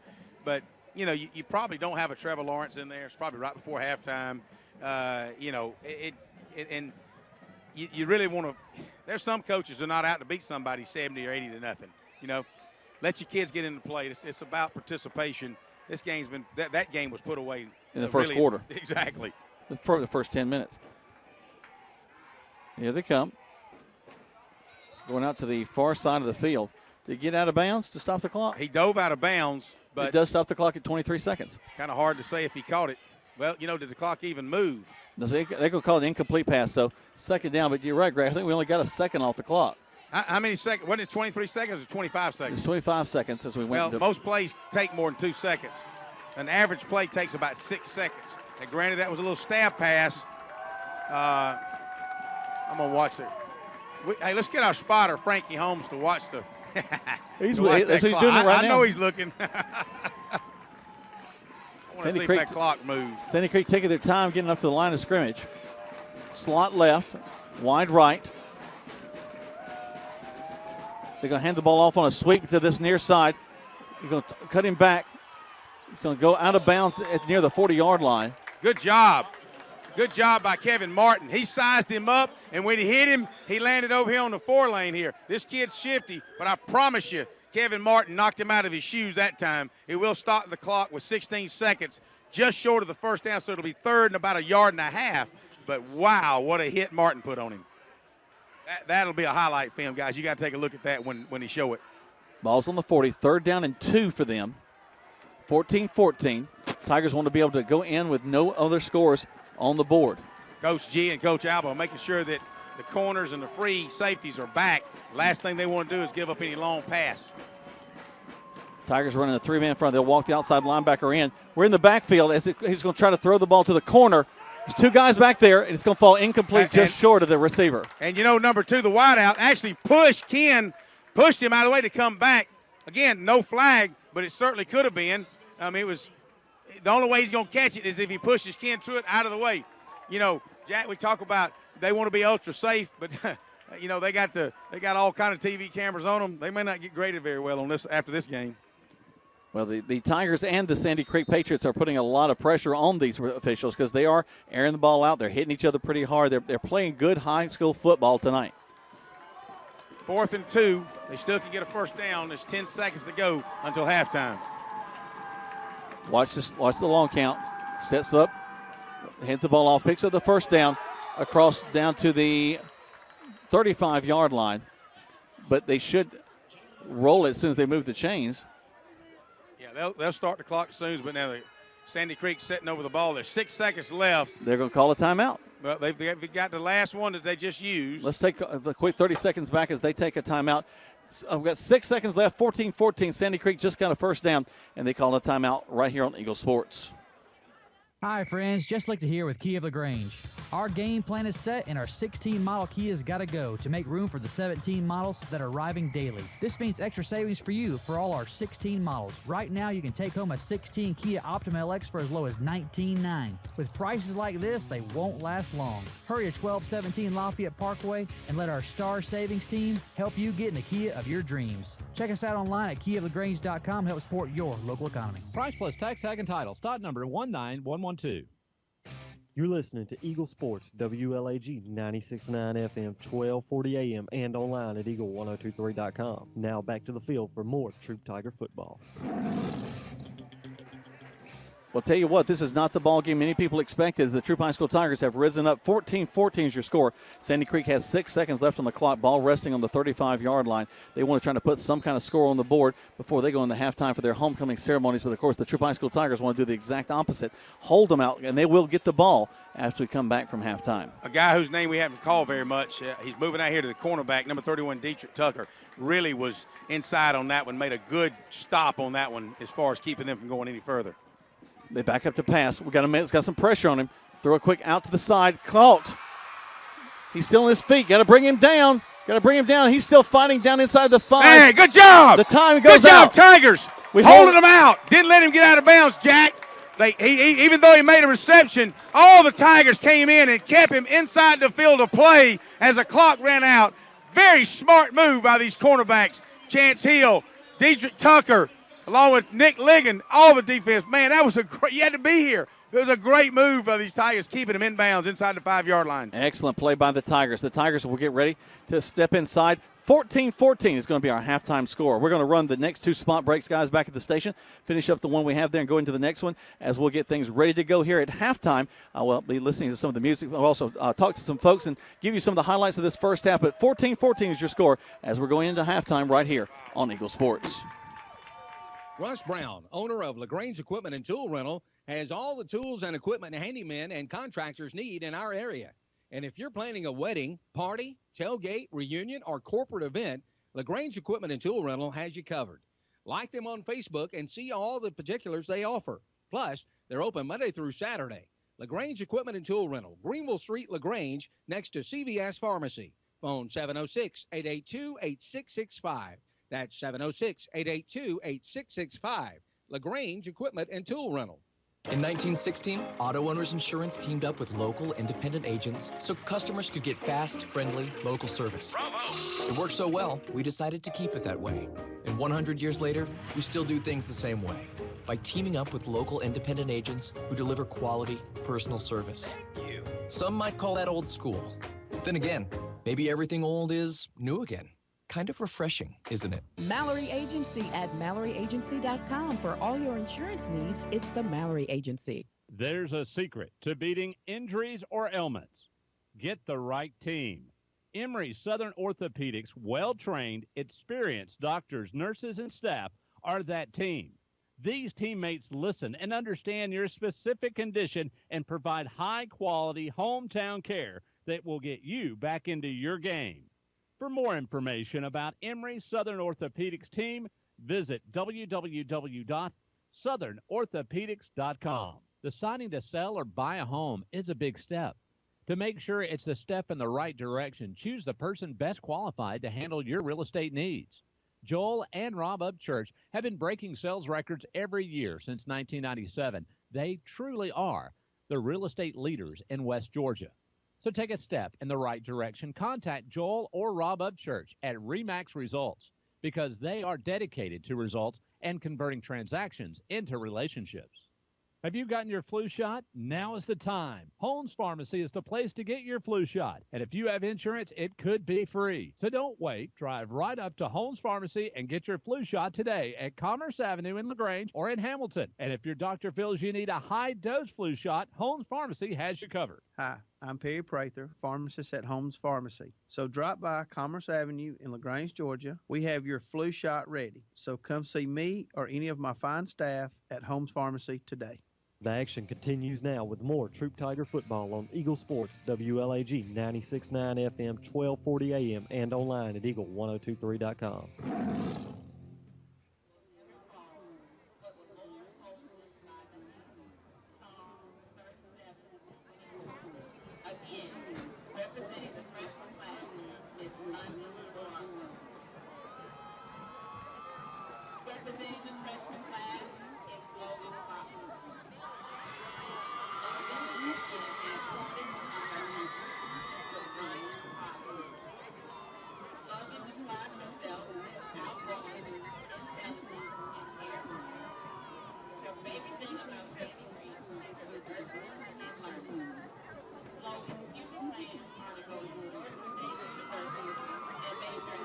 All right, Frankie, are we back on the air? Just nod your head, Thomas.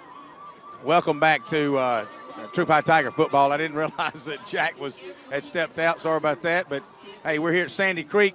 Guess what? If you're just joining us, 14-14, as what an exciting first half of play from your Troup High Tigers. I think Jack had gone to recruit somebody. Jack, who you got up in the booth? Well, I got Chip Giles. He's the principal over at Long Cane Middle School, the feeder program for the Troup High School Tigers. And you have to be named Chip if you're a principal in the Troup zone, I think. Is that the rule? Absolutely. But Chip Giles and I know each other a long time. We used to teach over at Callaway in the early years of that school. And Chip has been in a lot of different places all over the school system, but he's had great success at Long Cane Middle School. And y'all had a big success in a ball game just this week. Oh, yeah. We played our crosstown rivals, Gardner-Newman, and both the 7th grade and the 8th grade teams, and we came away with victories. That was big wins. Well, of course they are. And, of course, these teams are looking back. I think that we're doing a better job in the system, Chip, of our high school teams and our middle school teams actually beginning to have conversations, connect to each other. I know that Coach Glisson's been over talking to your kids, getting them excited about playing at the next level. Absolutely. The Troup coaches have been over at our field and watching them play, and it does seem like we have one program, like a 7 through 12 program. Mm-hmm. That's a great feeling, and it's paying off too. Well, if you look across the state, those teams that have been successful over the years, they have a system that gets put in place, and you know from the time you walk into the middle school what's going on, how it's played, what the play calls look like, and you get to know those high school coaches, and it becomes something you get excited about as a little kid, that one day you're going to step at Callaway Stadium and be a Tiger on the field. Absolutely, and I got to tell you, this is our second year of having just powerhouse 8th grade teams. Mm-hmm. This 8th grade team, when they get up to Troup next year, they're going to make the coaches smile. I love the idea of that. Now, of course, a lot of academic success going on over at Long Cane Middle School as well. We've got a big push in our school system to talk about rigor, and we're trying to also make the information that we're teaching the kids relevant to what's going on with them. Y'all have had some great successes with that at Long Cane, I know already. Yeah, we have. We've worked real hard to try to do the best we can for our students and our parents, and our end-of-the-year test scores have shown great success. We're very pleased. Well, I'll tell you what, of course, my wife is a teacher over there, so I know you got great teachers there on your staff. Absolutely. She's been working on the Georgia Studies Tour. Y'all got that coming up pretty soon. The kids get it. That's a wonderful opportunity for the kids to get to go and experience the state of Georgia. It is, and we made it affordable, too. Mm-hmm. We actually planned the whole tour ourselves. We don't employ a company to do it. And we brought the price down so that we have even more students can enjoy the benefit of getting out and going on a statewide tour like that. That's awesome. That's awesome. Of course, now other sports getting ready to get kicked off pretty soon. You've got the basketball team starting to get ready. They're getting itchy to get out on the floor, and I've got a great program there in your basketball team as well. Oh, yeah, and we're so excited. Of course, our girls have won 4 consecutive county championships, and we're looking to have a really successful season. We picked up a new coach this year. We have 3 coaches on the girls team this year. Coach Hasina Muhammad, she was a all-SEC player out of Auburn. Awesome. And now she's one of our PE coaches and basketball coaches. And we just had our girls basketball clinic last weekend, and there was a lot of girls out there, and everybody's just excited, and it's a great time of the year. You know, something you and I have talked about over the years, Chip, and you continue to do, as we look for teachers, as we look to bring people, those who have participated in extracurricular things like athletics in their college years are people you really like to bring into your staffs and your buildings because they understand competition, they understand excitement, and getting kids fired up about things. Absolutely. I try to purposefully go out to find coaches with collegiate experience. We have 8 football coaches on our team, and 6 of them have collegiate experience. That's awesome. So that brings a depth of knowledge, and also they've been able to observe coaching at the next level too. So that makes them, I think, more effective with our kids. And you know, you can't argue with winning. And right now, our 8th grade team's in first place, and that's where we plan on staying. I like it. We'll keep that going on. And, of course, I just was thinking about the basketball program, too. I got to go over there and announce a couple of y'all's ball games last year from the gym. We got to watch Kobe Hudson play over there. And tell you what, he's definitely stepped up into the varsity level and done a lot there as he has stepped on the field. Oh, yeah. He's got game at all levels, and he plays well beyond his age, that's for sure. He is going to be bringing it for Troup High for several years to come. Great kid, too. Super smart kid. That's exactly what we want, a character kid and also a great guy on the athletic field as well. Chip, I appreciate you. Let me grab you, take a few minutes of your time here as you enjoy the game. Of course, you're always at the football games. I know exactly where you're going to be sitting just about every time. That's it. Got his spot. Troup High games. But the principal of Long Cane Middle School, Chip Giles, joined us here at halftime. Our thanks to him. When we tied 14-14, we'll tell you more about the first half when we come back right here on Eagle Sports. Hi, friends. Just like to hear with Kia of LaGrange. Our game plan is set and our 16-model Kia's got to go to make room for the 17 models that are arriving daily. This means extra savings for you for all our 16 models. Right now, you can take home a 16 Kia Optima LX for as low as $19,900. With prices like this, they won't last long. Hurry to 1217 Lafayette Parkway and let our Star Savings team help you get in the Kia of your dreams. Check us out online at KiaofLaGrange.com to help support your local economy. Price plus tax, tag, and title. Stock number 19112. Tara, are you okay? Yes, I can't believe you found me. I have car trouble and there you are. Yeah, that's State Farm's 24/7 access. It's like we have this mental telepathy, you know? Well, you did start filing your claim with your mobile device. You can access State Farm on your phone, online, even in person at one of the 18,000 neighborhood State Farm offices, see? Mental telepathy. State Farm is there for you anytime, anywhere. Get to a better state. State Farm. Connect telepathically with Agent Matt Orr on the square in downtown LaGrange. Introducing the most valuable provider, your nationally ranked WellStar West Georgia Medical Center. Ranked a top 100 large community hospital by Troup Health Analytics. Named a top 100 great community hospital by Becker's Hospital Review. Rated top 100 in medical excellence and patient safety by CareChecks. WellStar West Georgia Medical Center. Award-winning healthcare right here in LaGrange. To learn more, visit wellstar.org/WGMC. We believe in life well lived. Now back to the field for more Troup Tiger football on Eagle Sports, WLAG 96.9 FM, 1240 AM, and online at eagle1023.com. Welcome back to Eagle Sports. Jack Mormon and Greg Hicks down the field. Greg, I think you got some guys around you down there, don't you? Greg, you got some guys down there with you? Where's my antenna? There you are. We got you. Am I on the air? Yeah, I can hear you. All right, here we go. So I'm down here talking with with my son, Scott Hicks, and just wanted to ask him, you guys have been over here, you got the student section. I made a comment about it earlier about even though we're away, you guys travel good. All you students got together, you came down here, you're making a lot of noise. What do you guys think about the score? It's definitely a shootout. I like the fact that Troup High's hanging in here. We had projected to a 92% chance for Sandy Creek to win. And throwing some numbers out there on me. Yeah, I like the fact that Troup's hanging in there, being the underdog, and it's been a really good game to watch. Well, you know, I had one of the guys ask me, why did they schedule us for homecoming? I said, well, we were 1-9 last year. I think we're getting a little bit more respect in the first half. What do you think? Oh, yeah, they underestimated us a lot. They don't realize the kind of power we punch with our quarterback. We've got some good skill players coming in here. Defense is a force to be reckoned with, definitely. We got Kobe Hudson, number 14, down there. And who had a 75-yard interception return for a touchdown, by the way. Doing a really great job on both sides of the ball. And I like the fact that Sandy Creek's got a little bit of a big head and scheduled us for homecoming. Well, I think we kind of surprised them. You know what surprises me? We've got a bigger student section over here than they got. What do y'all think? Hey, back up to you, Jack. All right, Greg, having a good time down there on the field. Let's go to our guys back at the station. They've got some highlights lined up for us. Let's talk about those a little bit. As the Troup High School Tigers, as we mentioned, are tied 14-14. The ball game began with Sandy Creek with a kickoff.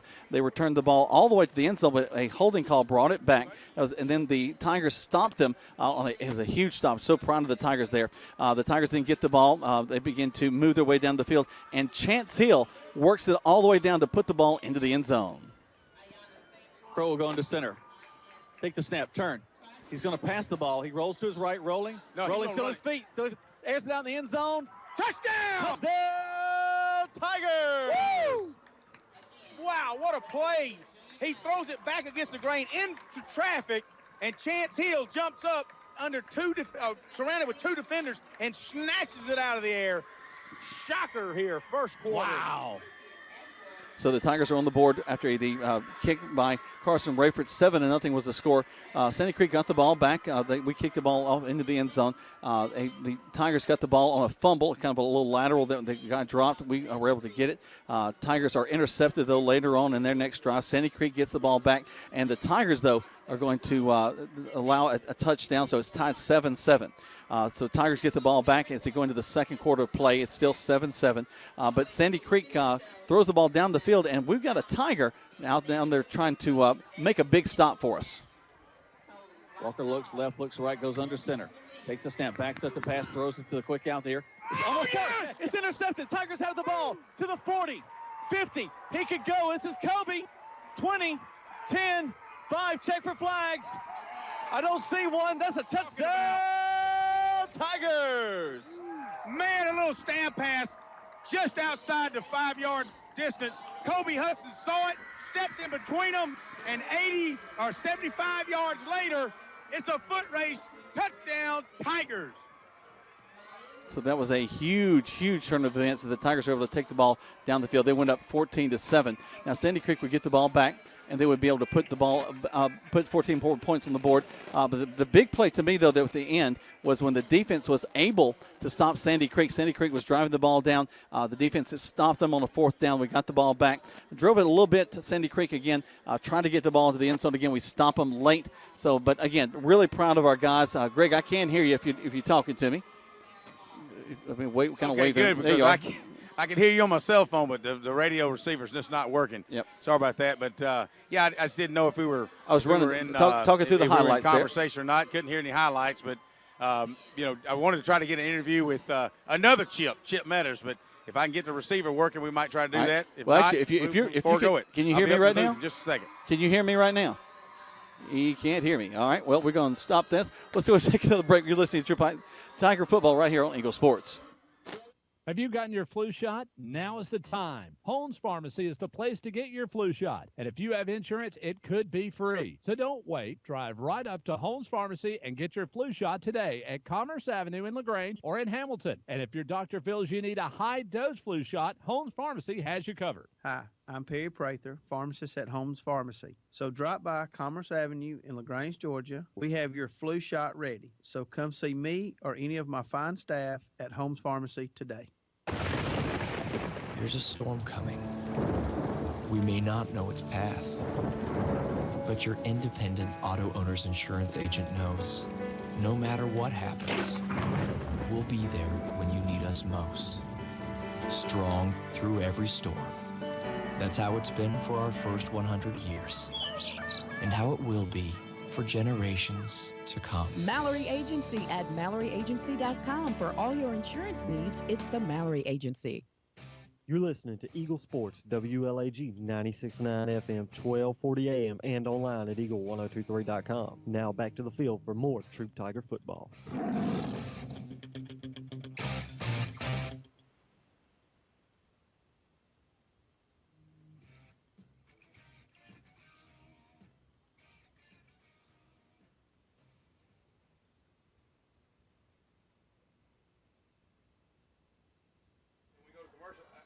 We're back. Hey, are we back? Oh, I can hear you now. All right, good. Okay, all right, good. You hear me? Carrie's going to come in. There we go. I got Karen Cagle on her way up into the booth, the assistant superintendent of the Troup County Schools. We got, again, an extended halftime here. There she comes in. Just put the headphone. Trust me. Have I ever let you down? She knows how to. Come on, wait. She just walked out of the booth when I said that. She's worried about her hair. No, she's not worried about her hair. She's a performer, and she's an awesome administrator with the Troup County School System. She's Karen Cagle, our assistant superintendent. How you doing? Great. Great night. Yes, it is. The Tigers are having a great night, 14-14 against a team that we were a 26-point underdog, according to a lot of the folks out there. But I saw you out there in the stands and just want to take a moment to say hey and thank you for all the work that you do for the Troup County School System. And just to let you say hey to everybody. And let's just talk really quickly about some of the great things going on in Troup County. We were talking again. We had Chip Giles, the principal over at Long Cane, talking about one of the big pushes in our school system, and that is increasing both the rigor and the relevance of what goes on in our education and really challenging students to high levels. And it's been a great success all across the system. It really has. Our 2016-17 school year is off to a great start. We are seeing an increase in the level of relevant experiences with our students. We're seeing a decrease in discipline referrals, which that's to be expected, a measurable decrease at that. Lots of focus on career pathways for our secondary students, and just in general having a great year. Look at the school spirit here tonight. Oh, well, we have traveled so well up here to Sandy Creek for this ball game. It's great. Especially this being a homecoming game for them, and us to have such a great crowd here that's following the Glisson mission, if you will, as he's really got the people fired up. But you mentioned about that engaging the kids. It's, I think, just definitely proven, especially about what we've experienced this year. The more engaged the students are, the more relevant they feel that their education is, the more they're going to attend to it and enjoy it and not cause discipline problems. That's exactly right. The more students and their families are engaged in the whole total school experience, the better for everybody. Great success also with our Think Academy. They're really rolling well. Just such a great connection to our local industries, as well as so many people are really working hard, and just a great bit of teamwork going on with Think Academy. Absolutely. The Think Academy staff, they are doing a great job. They are in constant communication with Kia, our local businesses. We are working really hard to prepare our workforce for not only the jobs we have today, but the jobs of the future too. Well, and of course we read at the paper just about, it seems like every week, another big industry coming into our area. Exactly. And we're going to need really skilled workers to take on those. Exactly. It's identifying courses that we need to be offering not only at Think Academy but in our base high schools. That's an ongoing daily it's a daily task, because it's not only mastering today, it's looking ahead for the future, because we're responsible for doing that. We that's the role we play in our community. And even really down to the middle school and also down to the elementary school, we're beginning those visions even at the lower levels, as we're thinking, what can you do in the future? What might your life look like? What skills do you need to get there? And making things relevant even for an elementary school kid. Absolutely. Many of our young students, they are really starting to identify with their actual career pathways. Of course, you still have students that want to grow up and be a princess. There's nothing wrong with that. I can remember the day that's what I wanted to be. Well, and I wanted to be an astronaut, and I turned out to be a principal instead. So that's right. That's a next best thing, right? I think so. Well, I get to talk on the radio, so that I guess balances it out for me.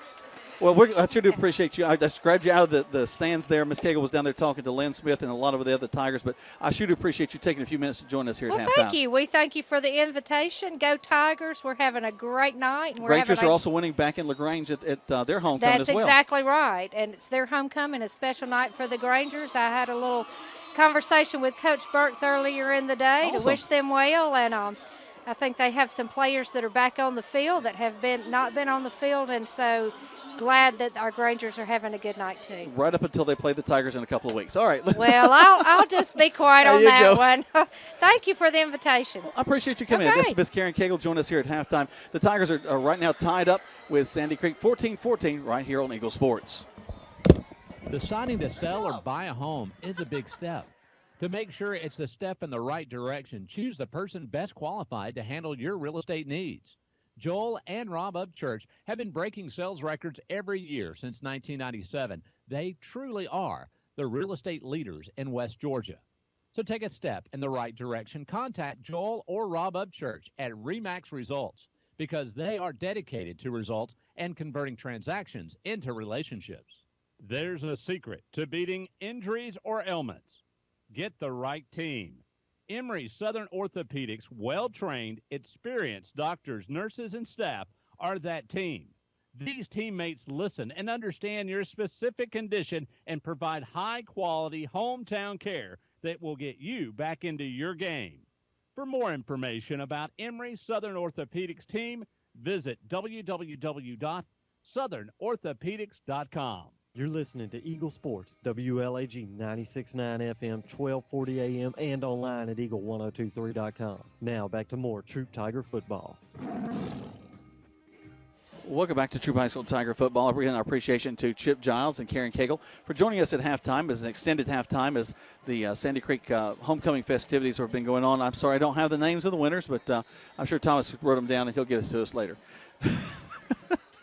I just love that look. Down there I got Greg Hicks down there. He's got his mic on. Greg, what you got going on? Well, I was just thinking about how Karen didn't want to talk. She did a good job, didn't she? She did. Now, we're down here with some Troup Touchdown Club members and Ethan Short's dad, and I know he's done a good job tonight. What do you think? I saw him blocking real good. Hey, he's the best one on the field to me. Hey, there you go. I like that. There you go. That's what I'm talking about. He should be. I think he's getting ready for basketball, I believe. Actually, or pick up another fumble and run. I was so proud of him for running in the right direction last week. That was wonderful. Most linemen don't do that. But it's just a we talked coming into this, Jack, about how all the fans and just a renewed spirit about all the Tiger fans. And you just sense it as I'm weaving in and out of the fans, and just everybody's looking like, man, this feels good. This feels good. These guys coming in expecting to win. It's just a different attitude from the coach staff all the way down to the water boy. But I'm telling you. Yeah, you're exactly right, Greg. I'm very excited, and I'm encouraged by what we saw in the first half of play, especially towards the end.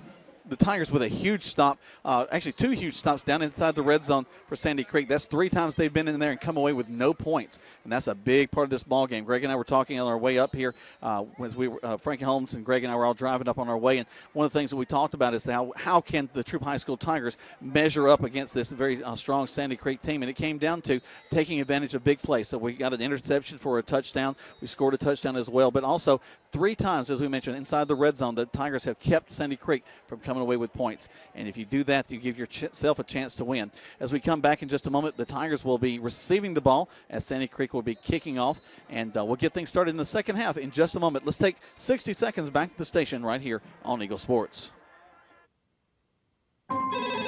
State Farm, this is Gwen. Salutations, Gwen. I have car insurance, but I want to protect the rest of the stuff in my apartment. Some of my action figures were ruined recently. We can add a renter's policy. For the cost of 1 action figure, we can protect your entire army of action figures against fire, theft, burst pipes. Great! You have no idea how hard it is untangling wet alien hair. Add renter's insurance to your auto policy and get to a better state. State Farm. For a money-saving way to protect your possessions, call Agent Matt Orr on the square in downtown LaGrange. Russ Brown, owner of LaGrange Equipment and Tool Rental, has all the tools and equipment handymen and contractors need in our area. And if you're planning a wedding, party, tailgate, reunion, or corporate event, LaGrange Equipment and Tool Rental has you covered. Like them on Facebook and see all the particulars they offer. Plus, they're open Monday through Saturday. LaGrange Equipment and Tool Rental, Greenville Street, LaGrange, next to CVS Pharmacy. Phone 706-882-8665. That's 706-882-8665. LaGrange Equipment and Tool Rental. Now back to more Troup Tiger football on Eagle Sports, WLAG 96.9 FM, 1240 AM, and online at eagle1023.com. Welcome back to Troup High School Tiger football. Jack Bowman, Greg Hicks, ready to start the second half of play. Greg's down there getting things ready. Greg, got your ears on? I do. All Making right. my way back down here to the field to kind of see where we had an opportunity to run one back earlier. We started out on the 22. Let's see what they do this time with this football as far as Sandy Creek getting ready to kick off. Ball rests on the 40-yard line. And they step up, kick the ball. Short and going on the far side, rolls out of bounds. Actually rolls back in bounds. Did they go out, Greg? They're going to mark the ball, it looks like, at about the 32-yard line where they're going to throw the flag. Let's see what they'll do. If we have the option to take it there or re-kick it. I don't know what the high school rules must have gone are. out of bounds about there, so it should be up to the 35 if we take the penalty. That's what he's doing. So the white hat said to put it to 35, and that's where the Troup Tigers will begin the second half of play up here at Tyrone, Georgia, at the Sandy Creek High School campus. You heard me earlier about a Troup High student body, and man, they're all on their feet again, and they're supporting their Tigers big time, and they're making a whole lot more noise than this bigger. I said actually we had a bigger student body traveling tonight than it seemed like the Sandy Creek guys, because half their guys have left since they really only came for homecoming queen. Well, now they're also bundled up a little bit because it's getting a little cool on the night. I'll send my jacket down there to you if you need it, Greg. I won't need it. We hand off into the line, just a straight dive play. Get back to the line of scrimmage. That's going to be about it. So we're going to bring up 2nd down and 10. One of the strategies that you do something like this, you start out with, is that you work on kind of establishing a line of scrimmage with your guys up front. You know it's going to be a challenge. We go outside, we're stabbing a little skinny post and things like that. We've got a go route going. But one of the things, had a light blow. Wow, blew up big time. I hope that won't cause any problems. It's on the Sandy Creek side, but one popped and the whole stand went out. So let's see what the officiating crew is going to do about this. They'll bring the players over to the side. Yeah, and what are the rules? I'm gonna see if I can get with Coach Jeter, find out what kind of rules on Georgia High School has about something like this happening. We're going to take a 60-second break while they try to figure this out. 14-14 is our score. This is a region ball game, an important ball game tonight. We just had, though, an entire stand of lights go out. That could make for a dangerous play on the field. Let's take a break. You're listening to Troup High School Tiger Football on Eagle Sports. Hi, friends. Just like to hear with Kia of LaGrange. Our game plan is set, and our 16 model Kia's got to go to make room for the 17 models that are arriving daily. This means extra savings for you for all our 16 models. Right now, you can take home a 16 Kia Optima LX for as low as $19,900. With prices like this, they won't last long. Hurry to 1217 Lafayette Parkway and let our Star Savings team help you get in the Kia of your dreams. Check us out online at KiaLaGrange.com. Help support your local economy. Price plus tax, tag, and title. Stock number 19112. In 1916, Auto Owners Insurance teamed up with local independent agents so customers could get fast, friendly, local service. It worked so well, we decided to keep it that way. And 100 years later, we still do things the same way, by teaming up with local independent agents who deliver quality, personal service. Some might call that old school. But then again, maybe everything old is new again. Kind of refreshing, isn't it? Mallory Agency at MalloryAgency.com. For all your insurance needs, it's the Mallory Agency. You're listening to Eagle Sports, WLAG 96.9 FM, 1240 AM, and online at Eagle1023.com. Now, back to more Troup Tiger football.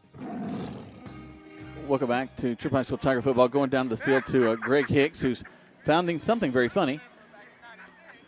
Greg, you got any information for me there? Can you hear me? Yeah. Nod your head. Yeah, you got any information for me? Okay, so I got a little scoop on the sidelines talking to Coach Jeter. Back in 1996 at Callaway Stadium in a playoff game against Colquitt County, back when Rob Ridings was head coach and Colquitt was just wearing us out. The lights, somebody hit a transformer over by the Valway plant at Milliken. 2 hours later, when the city crews got the lights started back, they were able to finish the game. So, we're not going anywhere until that light comes back on. And given that transformer, or at least one of the lights popped, and being that halogen, they just don't pop back on, they got to get a crew out here to take a look at it. So you might as well sit back and let the bands rock out, because we're not going anywhere anytime soon, guys. You need to go get Karen Cankle back up here and talk some football, that's for sure. They're talking to Coach Glisson right now, and we'll kind of see what's happening. But it is a big night here as Sandy Creek has had their homecoming. They're very surprised to have this Tiger team hanging on 14-14. It'll be interesting to see how we play out the rest of this as guys have their helmets on. They're off. They're kind of relaxing a little bit, stretching. The whole officiating crew's coming over to talk to Coach Glisson now and get some his view on things and find out what's going on. I might be able to go get a Chick-fil-A sandwich. Who knows what will happen here. We'll step away. Let's go ahead and take 4 spots back to the station, 4 different spots, and we'll kind of see what's going on here at the stadium. Hopefully have more information for you when we come back. If not, we'll tell you what's going on around the state and some other places and find some other folks we want to talk to in the stands. But right now you're listening to Troup High School Tiger Football. We're tied 14-14 right here on Eagle Sports. Introducing the most valuable provider, your nationally ranked WellStar West Georgia Medical Center. Ranked a top 100 large community hospital by Troup Health Analytics. Named a top 100 great community hospital by Becker's Hospital Review.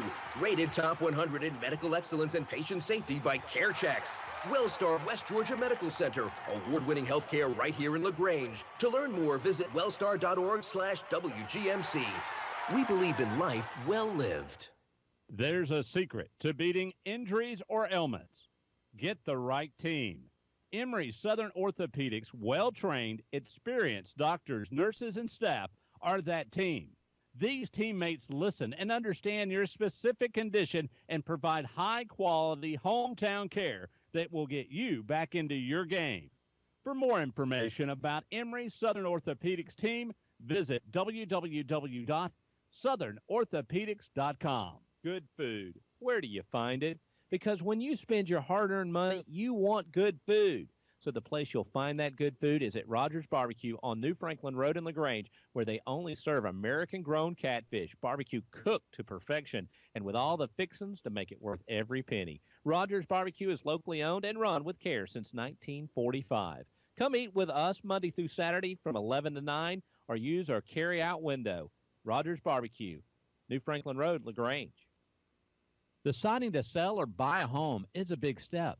To make sure it's the step in the right direction, choose the person best qualified to handle your real estate needs.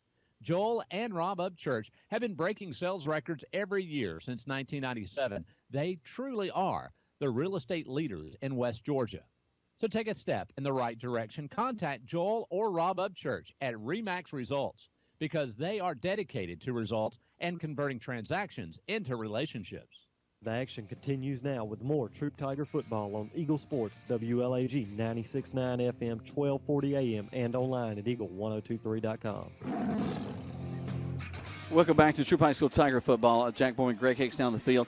And right now I'm being joined up in the booth with one of our local sheriff's deputies and one of the spokesmen for the sheriff's department, and Stuart Smith. Deputy, I sure appreciate you joining me up here. Absolutely, Jack. I appreciate it. Nice view from up here. It is always a good place to be up in the box. I've always people are getting envious because I'm usually in a warmer spot than other people. That's right. Because it's nice up here. But I'm usually right on the 50, and I'm usually looking down at the field from a great vantage point. But I'll tell you what, this is the kind of night that makes high school sports great. You never know what's going to happen. You have a team like the Troup High School Tigers comes into a powerhouse like Sandy Creek, 26-point dog, but right now at halftime tied 14-14, and Sandy Creek gets so upset about it they have to blow the lights out on the far side. Yeah, it's I guess when the lights go out in Georgia, it happened here in Sandy Creek, Jack. It's a beautiful facility up here. It certainly is, But now we're I guess just 3/4 of the way lit on the field. Well, so. and that's really kind of a dangerous thing. I don't think they can continue the game until they get it fixed. They were just talking with Coach Bubba Jeter, who was recounting from the early 90s when Rob Ridings was the head coach at Troup. We were getting beat to death by Colquitt County, and we had to stay 2 hours until those lights came back on because it was a region game and had to get it in. Outstanding. Like right now, the Tigers we need a victory in this ball game to continue our goal, the Glisson mission, to move forward. And we really need these Tigers to be able to get on the field and continue. And to tell you what, we want that momentum. We want to continue to go because that stop at the end, I think, was so important to keep that kid inbounds, keep the clock ticking until it ran out. That was a really heads-up play by our defensive backs. Right. And I think just being tied here, 14 going into the half, is certainly a good halfway point victory right now. Now, of course, you do a great job with our education programs for the Troup County Sheriff's Department. I really appreciate all the hard work that Sheriff Woodruff and his team do. But let's talk about a few of the things that you've got going on for our young people. I know that y'all are in the schools helping out. I know that y'all recently just helped us out at our school with brought McGruff, the crime dog, in to help us out with one of our programs we were doing. But all across the Troup County school system, the Sheriff's Department really is integrating a lot with what's going on. Yeah, the thing that I do, it's a privilege of mine to operate the junior deputy program. We go into all the elementary schools. I do 11 of them. It's always a pleasure to go to Hollis Hand and all the other schools around Troup County. It's a outstanding program. There's 4 lessons we teach, and again, I have the privilege of interacting with about I guess it's over 1,000 third-grade students. Well, and what's cool, you do bring in the third graders, but every school kind of does a little bit different, but it's something that really comes in and becomes a part of what we're doing at the school. It's not something separate. It's not something that is distracting to the rest of the educational environment. Right. The lessons that you bring, I think, are very important for these kids. And also, a student is chosen at the end of the time to be a sheriff deputy for the day. That's right, and that takes place at the end of the school year. I usually do 5 of the schools the first semester, 6 the second half, and then usually around the end of the school year, around May, we'll come to each school, and the staff, I don't pick it, but the staff helps me select that one student, and they get to hang out with me and Sheriff Woodruff and all the other staff for one day, and it's the Sheriff for a day, and they really enjoy that time. You know, one of the things I think that Sheriff Woodruff has done such a good job in his tenure as sheriff is bring back that connection with education in the community. He worked with those programs, the Chance program, the DARE program, when he was a deputy as well, and I think he's really brought that energy back to the program as he's become sheriff. Absolutely, and of course he did my job years ago as a public information officer, and he taught the very program. And we're excited. This year I took the book, and it was kind of the same book for several years, and I took it and kind of redesigned it this year to make it more relative to what the students need to bring home. Well, right now the coaches are calling the players together to have some conversation. We'll go to Greg Hicks when we come back. We'll take another break and find out what's going on. But, Stuart, I know I just grabbed you out of the stands, but I appreciate you taking a moment to come up here and talk with me. I appreciate it, Jack, so much. Thank you. All right, we'd like to get all of our local folks highlighted as much as we can here on the radio. We appreciate Stuart and his team with our deputies working on things. We're going to take a break. We come back. We're tied 14-14. We'll get some information about what's going on with our busted-out lights here on Eagle Sports. Have you gotten your flu shot? Now is the time.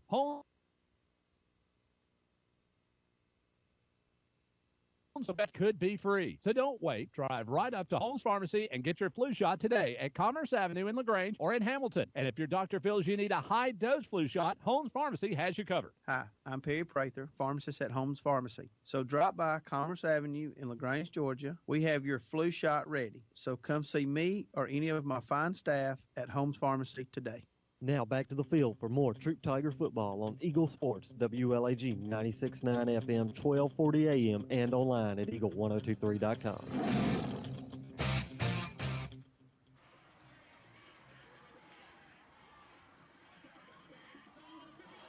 Welcome back to Troup High School Tiger football live here from Tyrone, Georgia, and Sandy Creek. Greg, you got your ears on down there? I do. I'm just down here enjoying the Troup High band rocking out, and cheerleaders just got interviewed by the skinny leg guy at WSB, and they were all goo-goo-eyed because they thought they was going to be on TV, and they might. And then, of course, Amelia Key, the cheerleading coach, is saying, we can't be here all night. We got competition in the morning.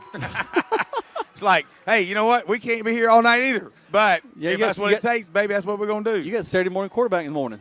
That's right. Live from the Kia showroom. Make sure that you get up early and join Greg out there for that. Now, I don't always come out there. I might tomorrow morning. That's the only day of the week my wife and I have been able to have a date. We go out to breakfast in the morning somewhere every time. Maybe this week we ought to come out and have some Chick-fil-A biscuits out there with y'all at the Kia showroom. Well, you need to come on because Kia also has had some sausage biscuits. What? Yeah, it's almost sacrilegious. But not any steak biscuits. I told them they cannot do steak biscuits. What would that do to the commercials? No, you definitely can't have Chick-fil-A steak biscuits. That's for sure. No, but yeah, they're good, man. The Parkway Chick-fil-A supports Troup High School. I think the one on Commerce supports LaGrange High, and it's nice to see them giving us biscuits every Saturday morning. We got plenty of hot coffee there, and I've even talked to the I want to say Rob or John, one of the sales managers out there, and a couple weeks ago I said, look, Coach G, we've been working hard. We've been talking about these Kias. What'd you say if you sell a Kia today, donate proceeds to Troup High School Athletic Department? And he says, you know what, we'll do just that. Wow. So he announces it on the radio and says, today and today only, every Kia, what's the big one there, the nice car. Sorrento? So no, not the hatchback, but the car. He was talking about if we sell that. We're talking about the Soul, Kia Soul. Mm-hmm. Whatever Kia Soul we sell today, we're going to donate. He didn't give us a percentage. We'll donate some of the proceeds to the Troup High Athletic Department. Boy, we got excited then, like high-fiving, like, get out here and buy these Kia Souls.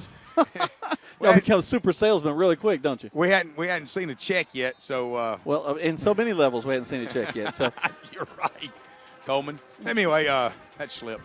No, we were, we got the officials at the center field, and Coach Glisson's been over there talking to Coach Walker and all the coach staff. You know, basically, you can see the dust. If you can look in the radio fans, you can't see it, but there's dust over there behind the home side. That's the big service truck that they just drove up in. They got the boom truck. They're going to get up and try to replace that light and decide. But, you know, if it takes 2 hours, it takes 2 hours.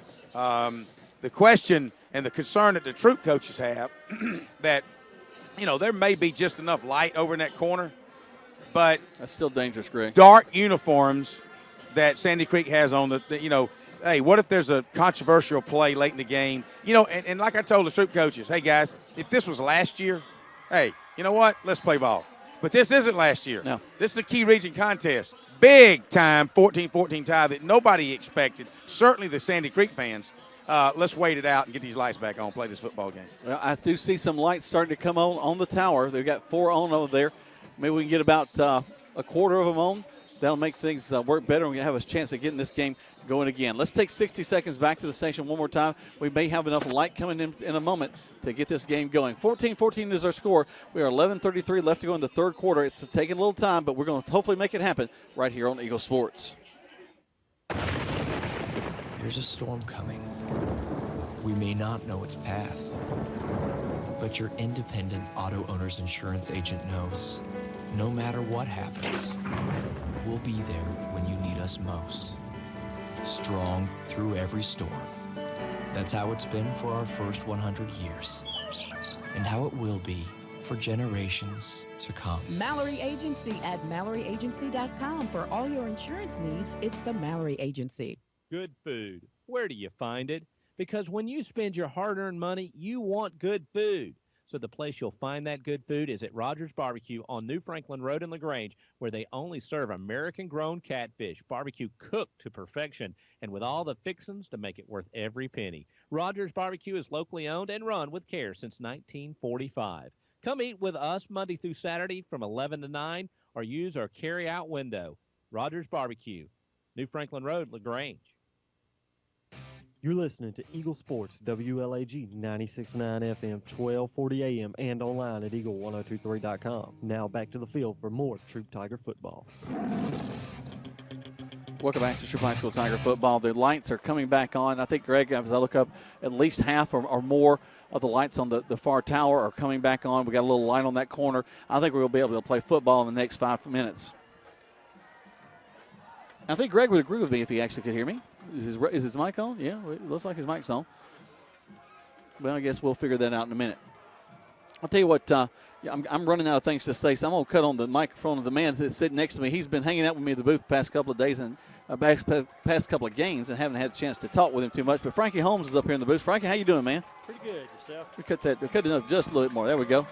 But Frankie, many of y'all know him. He's been working in LaGrange for a long time. He has been with the Walmart Industries here in town, helped to open up the neighborhood Walmart here, a place that I go almost every day. Having a grocery store over on my side of town has been a great boon to my family, and the prices and the things I can find over there have been great. But you've gone and opened up another one over on, as well. Tell us a little bit about that one that y'all have opened up. Yes, I'm in Ladonia, down in Phoenix City, and it's about like Troup. It's out in a rural area. You really don't know how much business is out there until you put one out there. Right. And, man, it's just overwhelming. You know, I work from dark to dark, but it's worth every minute of it. The people out there, you don't realize people like Walmart like they do. But ours is it's got everything but clothes and electronics.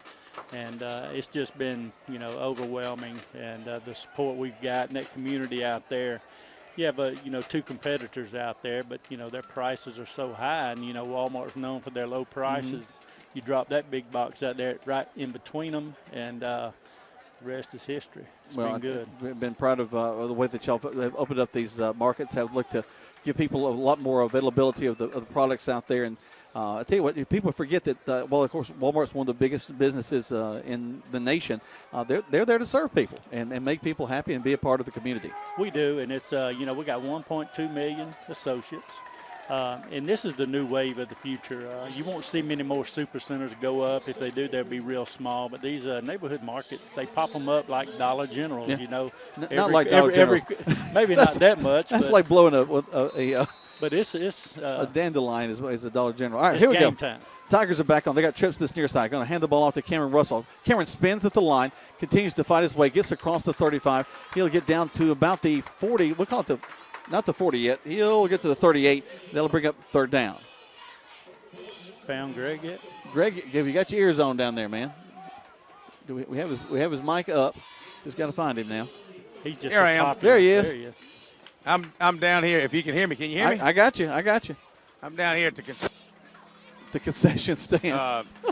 But, you know, the lights beat me back on, so what can I say? All right, well, bring me a Chick-fil-A.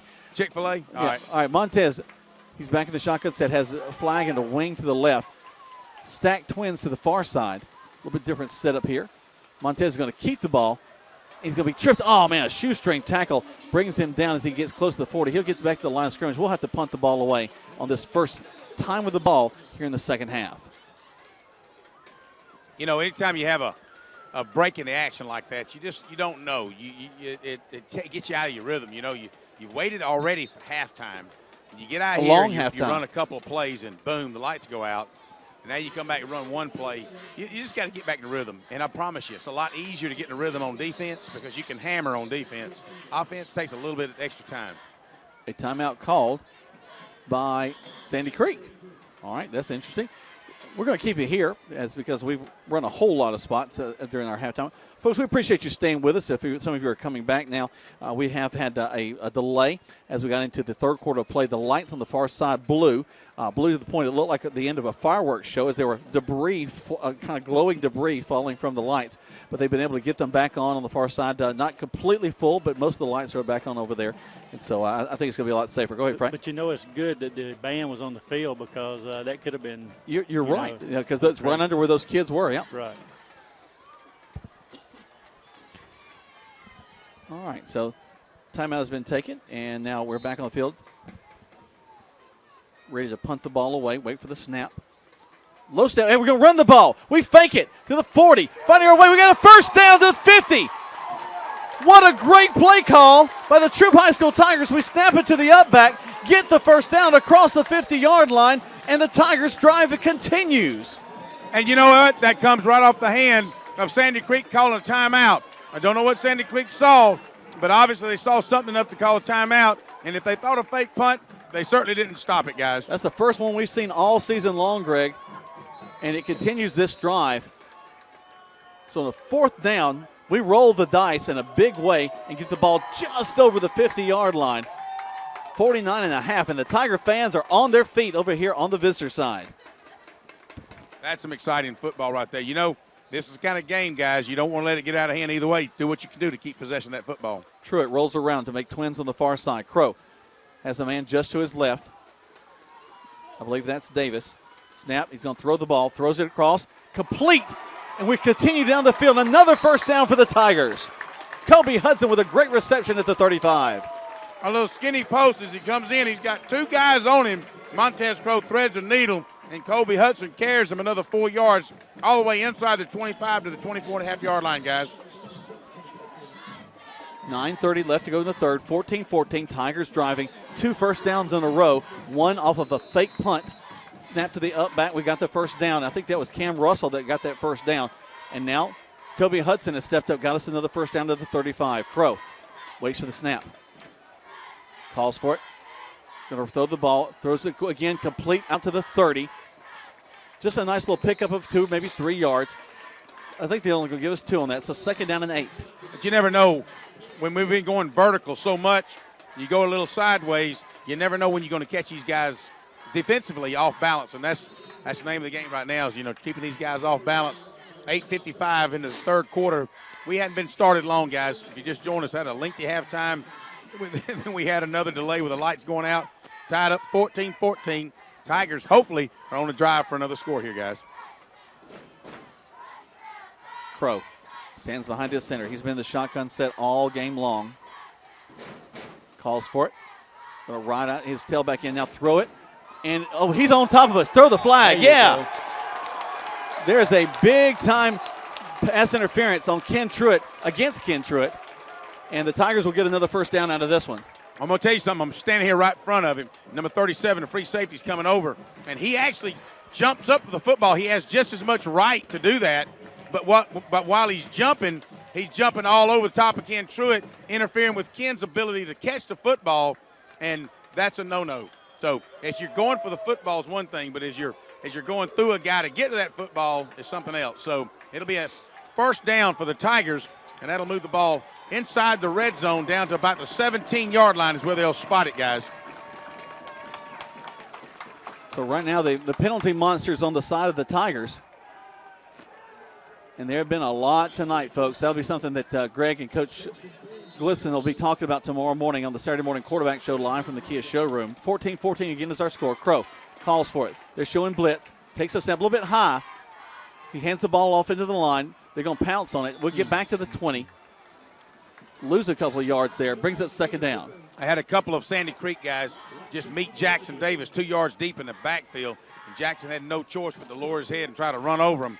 And 2 against 1, them big defensive linemen, it's going to be hard to win that battle. Yep. Actually loses 3, so it'll be second down and 13. I know they're showing 12, but I'm down here where the ball is, and it's second and 13. It's just under 8 minutes to go in the third quarter. A lot of things happen in tonight's contest, not only on the field but off the field, guys. Well, I'll tell you what, WSB definitely picked the best night to pick this game as their highlight game of the night. Of course, the game may be still going as they're doing their 11 o'clock news. You never know. Again, a little bit high snap. We're going to throw to the corner. Always exciting what happens in there.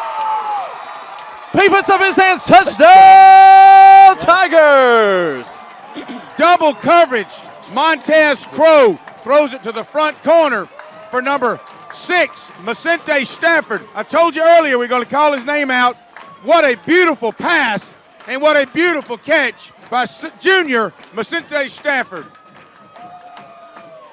A little bit of a delay there as the official would make sure he had full control of the ball, and he did, and the Tigers march it down the field and score. Snap, hold, kick is up, and the kick is good. 21-14 with 7:34 left to go in the third quarter play right here on Eagle Sports. Deciding to sell or buy a home is a big step. To make sure it's the step in the right direction, choose the person best qualified to handle your real estate needs. Joel and Church have been breaking sales records every year since 1997. They truly are the real estate leaders in Georgia. So take a step in the right direction. Contact Joel or Rob Upchurch at Remax Results because they are dedicated to results and converting transactions into relationships.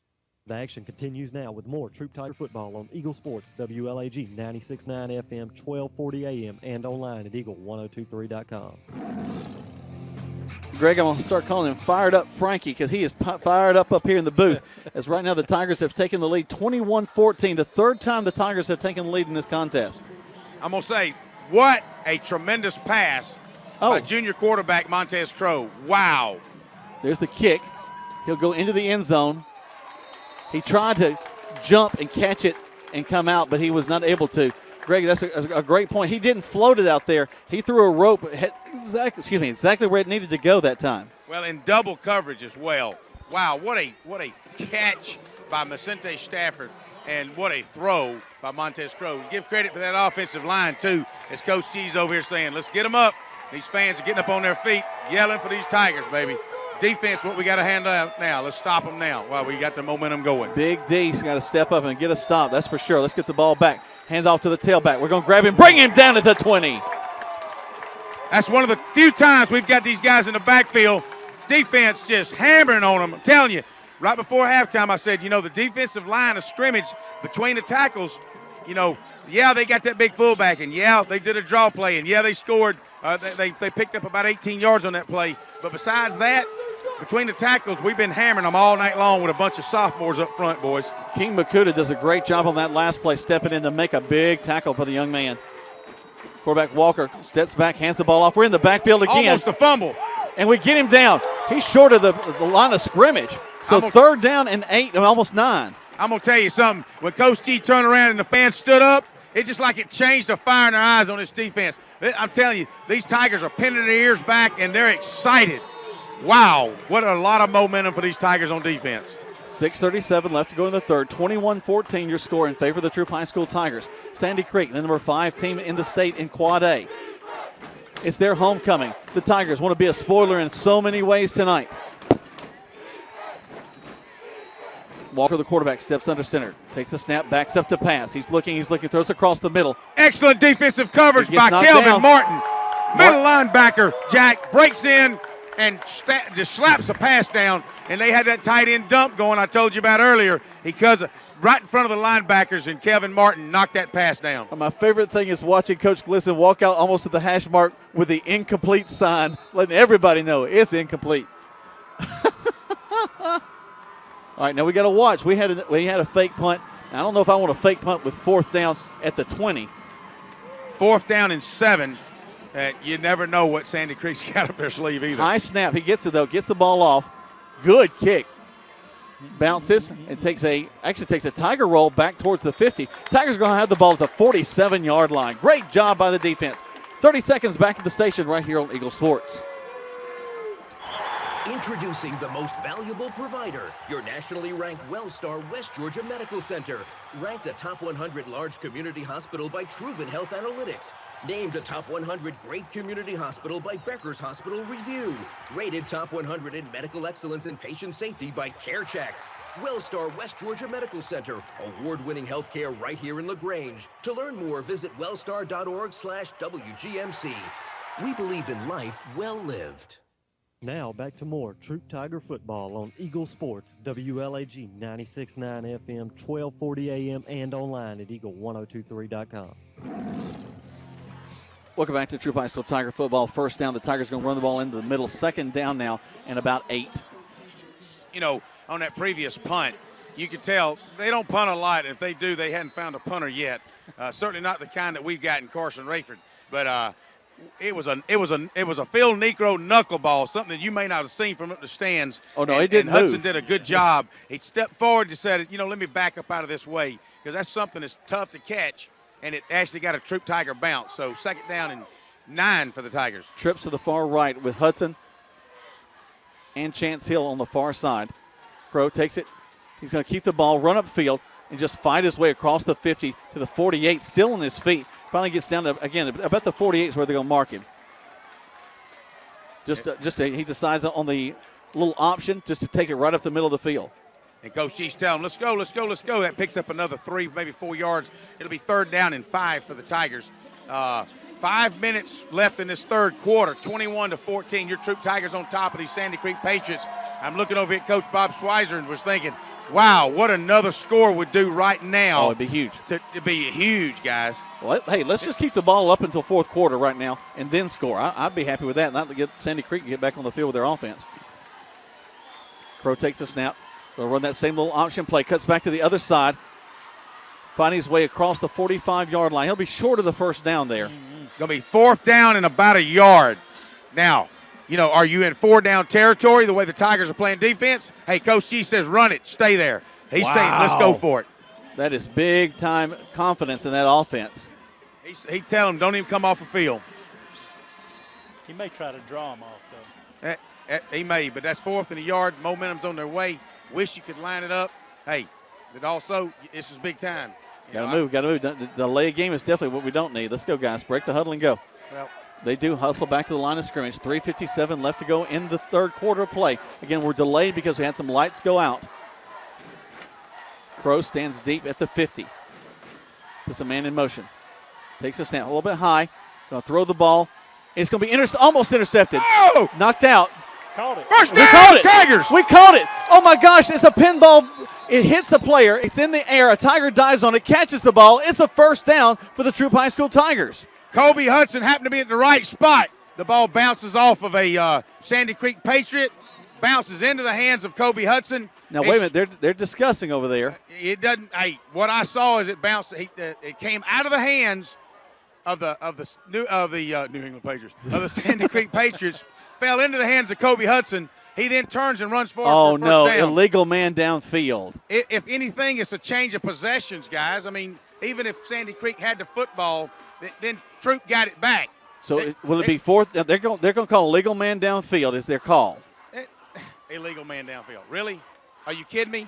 There's a yard to go. Illegal receiver is what they're going to call. They'll back it up to the 50-yard line. Still Tiger ball, so fourth and about 7 now for the Tigers. They're still going to go for it. So, and they're not punting the ball. They're in 4-down territory at midfield. Actually, there's one that argue you should punt it, but these Tigers they just feel so confident in what they've got to do right now. Boy, this will be one to look at the film too. I don't know about that one, Greg. So Carson Rayford comes out to punt the ball. So Coach G decides to see if we can put it in the corner. They got nobody deep, guys. There's a snap. Carson steps up. No rush. Nice high kick. Aim for the corner. Going to hit the 15. Take a Tiger bounce. Roll down in there and get all the way inside the 5-yard line.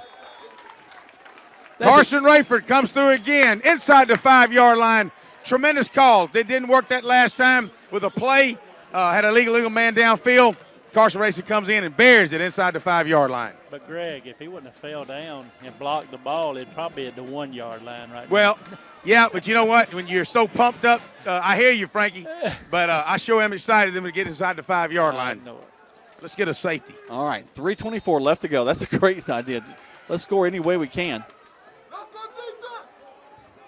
So here comes Sandy Creek, trailing 21-14 to our Troup High School Tigers. Everyone's standing up here on the Tigers side. They go back to the run. Wow, we hit him at the line of scrimmage. He's going to get a couple of yards after the play there, but we hit him hard as he came across the line. Joko Willis comes flying up if his linebacker position. He picks up about 2 yards, but, man, he hits him hard. But only thing different I wish Joko would have done was lower his shoulder and drive him back to the end zone. Wow, because he had a bead on him.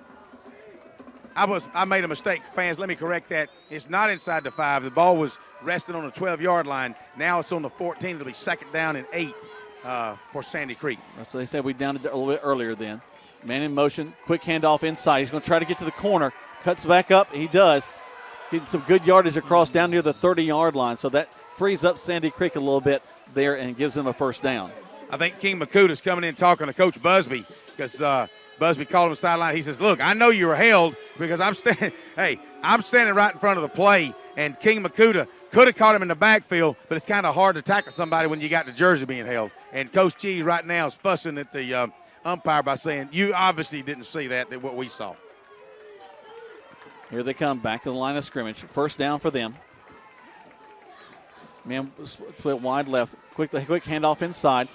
They do such a good job of rolling their linemen down the field. They pull their tackle and the guard to the left side.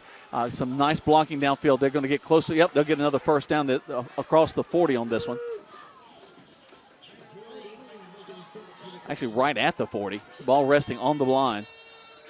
2:17 left to go.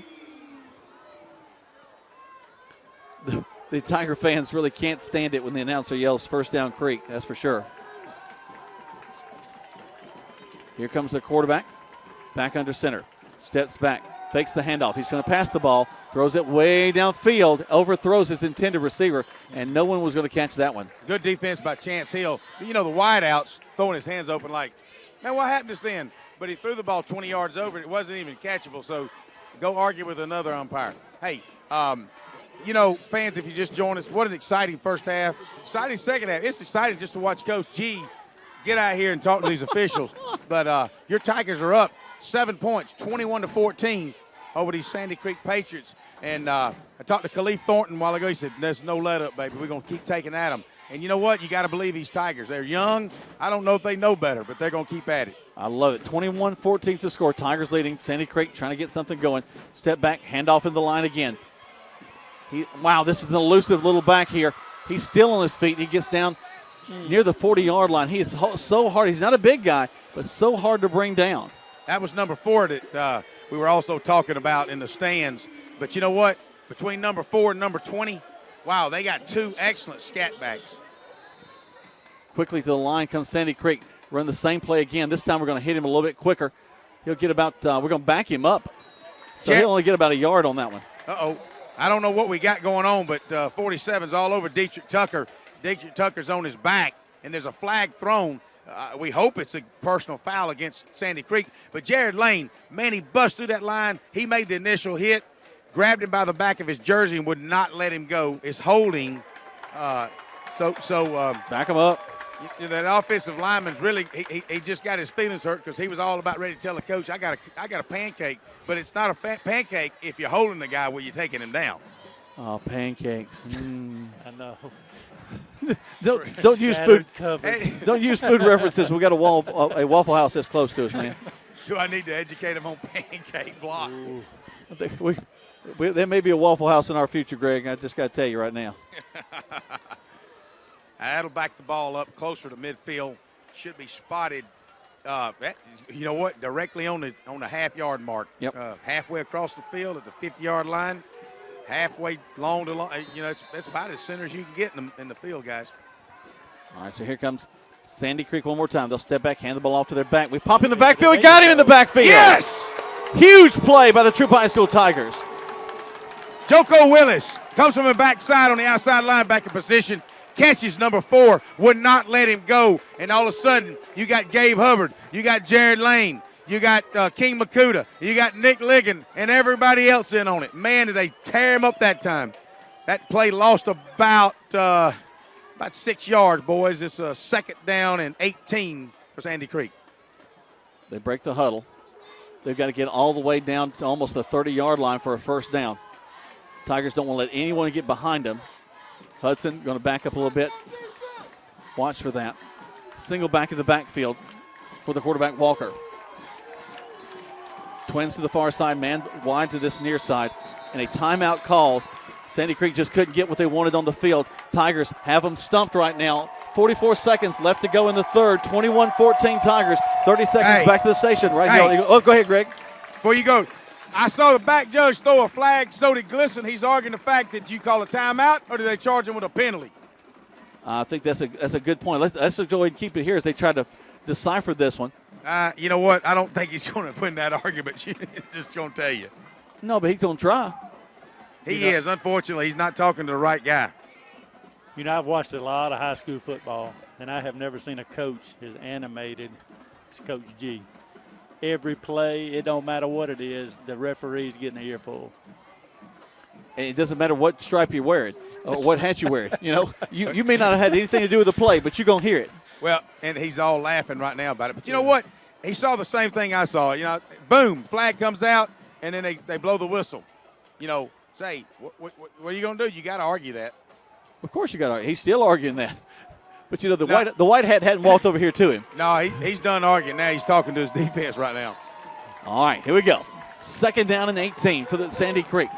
21-14 is your score. Late in the third quarter, they put a man in motion. Turn around, going to fake the handoff to him. Throw it across the middle. They have a man wide open there. He's going to go almost to the end zone. Cody's going to ride him down. Ball's on the ground. We got it. The Tigers have got it. A great play. Kobe Hudson, actually not a good play in that they make a reception, get the ball down there. But Kobe Hudson's right there, makes the tackle. The ball comes out. Tigers have the ball. 1st and 10 inside the 10. Let me tell you something, guys. But you didn't see that, but Kobe Hudson saw. He was tackling the football, and he grabbed the football out because he realized he had gotten beat. Between him, Kelvin Martin, Jared Lane, the whole defensive unit, that was a heads-up, smart play by the Tigers. Everyone has talked about this Sandy Creek offense and Sandy Creek defense, how they've very stingy on offense and just seem to put point after point on the board. Not tonight against the Troup High School Tigers. This defense, young defense, Greg, you and I have talked over and over about it, has done an amazing job, and they continue to do it, and now we got to get out of this hole.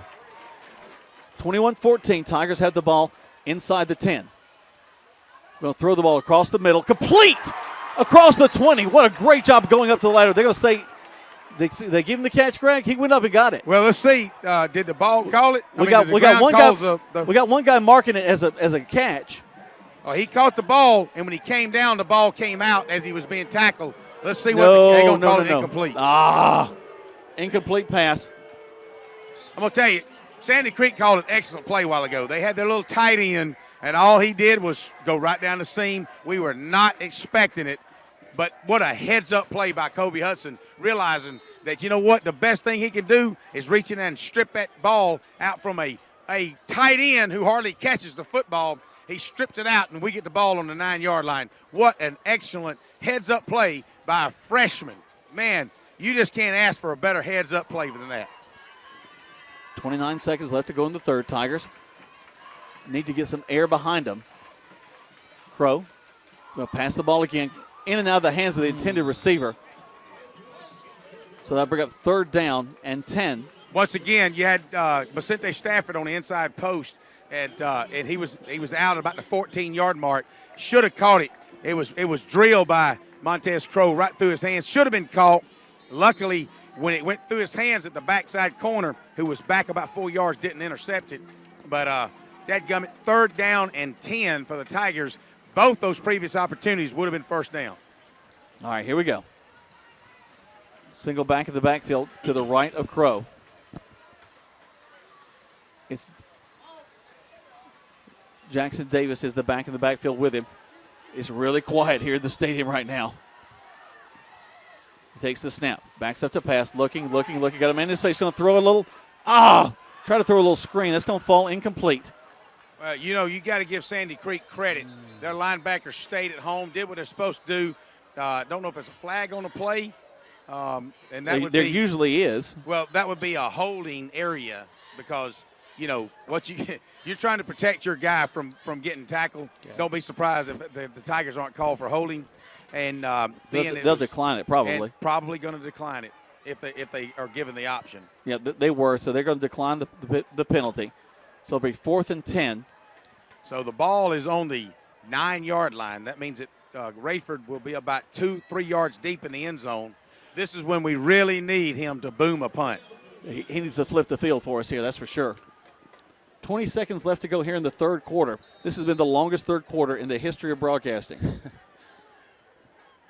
Yeah, if you've just joined us, you wonder, why is this third quarter? Well, we had a light outage just as soon as we started the third quarter. It lasted about 35 to 40 minutes, and then we got us back on track.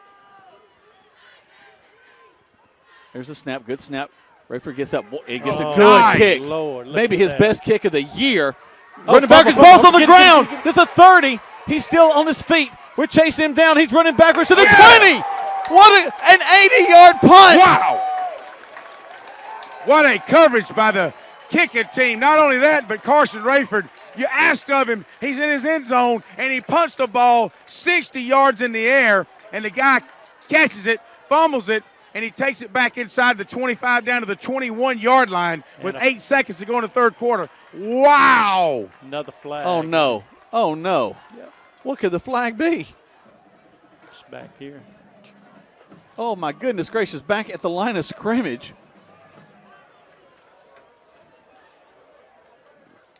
We want the ball down there or we want the ball. Pick one of the two. We don't want anything else. My goodness gracious. Greg, I don't know that I've ever in the past several, unless we're in Columbus on a bad Columbus night, seen this many penalties. Man, I was about to say Columbus, but you're right. But the bad thing about it, they've gone both ways. There have been bad penalties against Sandy Creek, and there have been bad penalties against the Troup High School Tigers. It'd be interesting to see. I wish I had enough time to walk down there, but I'm so far away. But, he's looking way down here like as a reason this way down there. He's picking the flag up. But, what is the deal? All right, Coach Gliston's not arguing. He's so here, we're going back down there. We're down here. All right, come on. What the problem is. Don't know here what we happened. This is going to be a fun Saturday morning quarterback, no matter what the outcome of this ball game tomorrow morning. There's so much to talk about, so much to see what happened. Grace will try to get old school to give him some ideas about what's happening. 21-14 is your score. The Tigers leading this one. We're late in the third, only 8 seconds left to go. Sandy Creek has the ball now. Ball will rest at about the 21-yard line. It'll be 1st and 10 from there. They're going to mark 5 more off against Sandy Creek from way down here. No, they're going to mark 10 off. They're going to move it back to the 12-yard line. It was originally set on the 22-yard line. So the ball, our line of scrimmage was on the 9-yard line when Carson kicked it. And that's about a net of about 70 yards by the time he kicks it and got tackled. And they have a man in motion.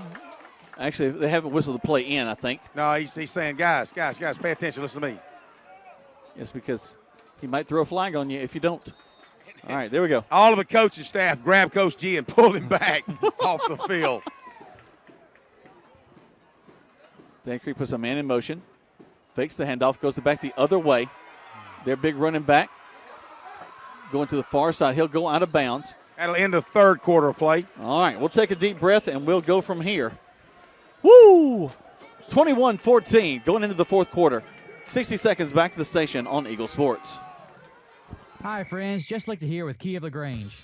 Our game plan is set and our 16 model kit has got to go to make room for the 17 models that are arriving daily. This means extra savings for you for all our 16 models. Right now, you can take home a 16 Kia Optima LX for as low as $19,900. With prices like this, they won't last long. Hurry to 1217 Lafayette Parkway and let our Star Savings team help you get in the Kia of your dreams. Check us out online at KeyofLaGrange.com to help support your local economy. Price plus tax, tag, and title. Stock number 19112. There's a secret to beating injuries or ailments. Get the right team. Emory Southern Orthopedics, well-trained, experienced doctors, nurses, and staff are that team. These teammates listen and understand your specific condition and provide high-quality hometown care that will get you back into your game. For more information about Emory Southern Orthopedics team, visit www.southernorthopedics.com. You're listening to Eagle Sports, WLAG 96.9 FM, 1240 AM, and online at eagle1023.com. Now back to more Troup Tiger football. Welcome back. A couple of quick scores, Greg. Cedartown has come back and defeated LaGrange 27-17 as a final there. Also final Cartersville and Central 59-9. And here we are, 21-14 going into the fourth quarter with Sandy Creek at the Troup High School Tigers. Back to pass to Sandy Creek. Great coverage.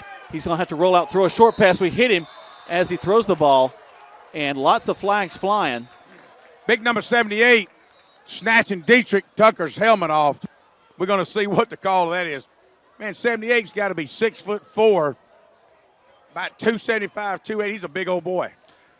That was great coverage down the field by the Tigers. There was no place for Walker to throw the ball. The officials confer again at the center of the field. Yeah, 31's going to have to come out. Well, I thought the rule was if you didn't want your helmet to come off, you can stay on the field. Hey, get a little water, get a little break, you'll be fine. Here comes the call here. Against Troup? The penalties against the Tigers?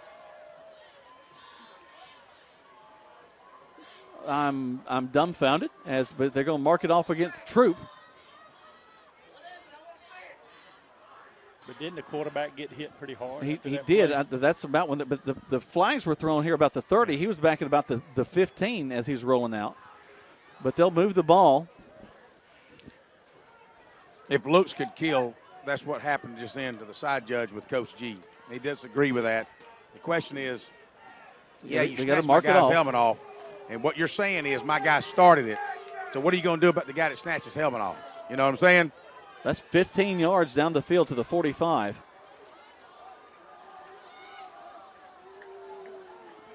That's pretty terrible. And the Tiger fans are up in arms over on this side. 21-14 again is your score. 11:52 left to go in the fourth quarter.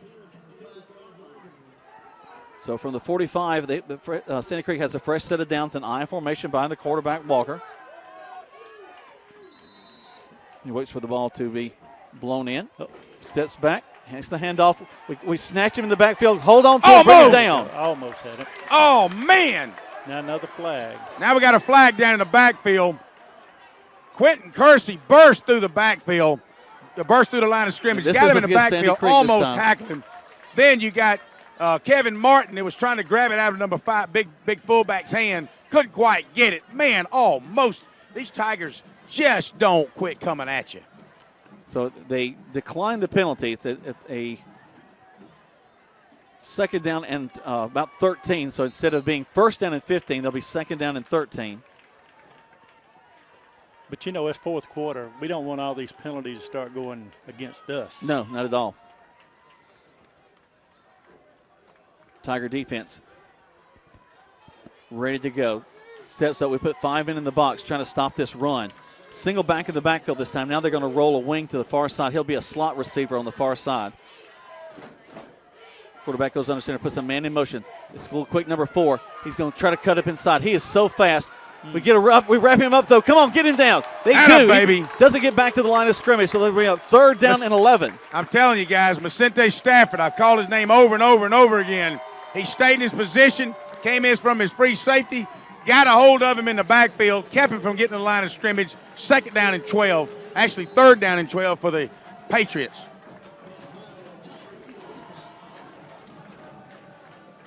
Sandy Creek breaks the huddle. They are very dangerous on these 3rd down plays. 21-14, another big Tiger defensive stop needs to take place here. They snap the ball. Back up, fake the handoff. Throwing across the middle of the field. In and out of the hands of the intended receiver. He had a touchdown if he caught it, though. No, he wouldn't. That's a tight end. You can outrun him, Jack. But he was wide open, and he was behind a linebacker, and thank God it was incomplete. 4th down and 12. But you get my point that he was wide open. And you wonder, Sandy Creek going to punt it. I hadn't seen their punter come in. There he is. The only time that I've seen him punt earlier in the game, it was a Phil Necro knuckleball. Just not a very good punter. Gets the kick. A little bit of a spin on this one. Fair catch called for at the 20-yard line. There we go. And that's where the Tigers will have it 1st and 10. 10:22 left to go, 21-14. Clock's ticking for some reason.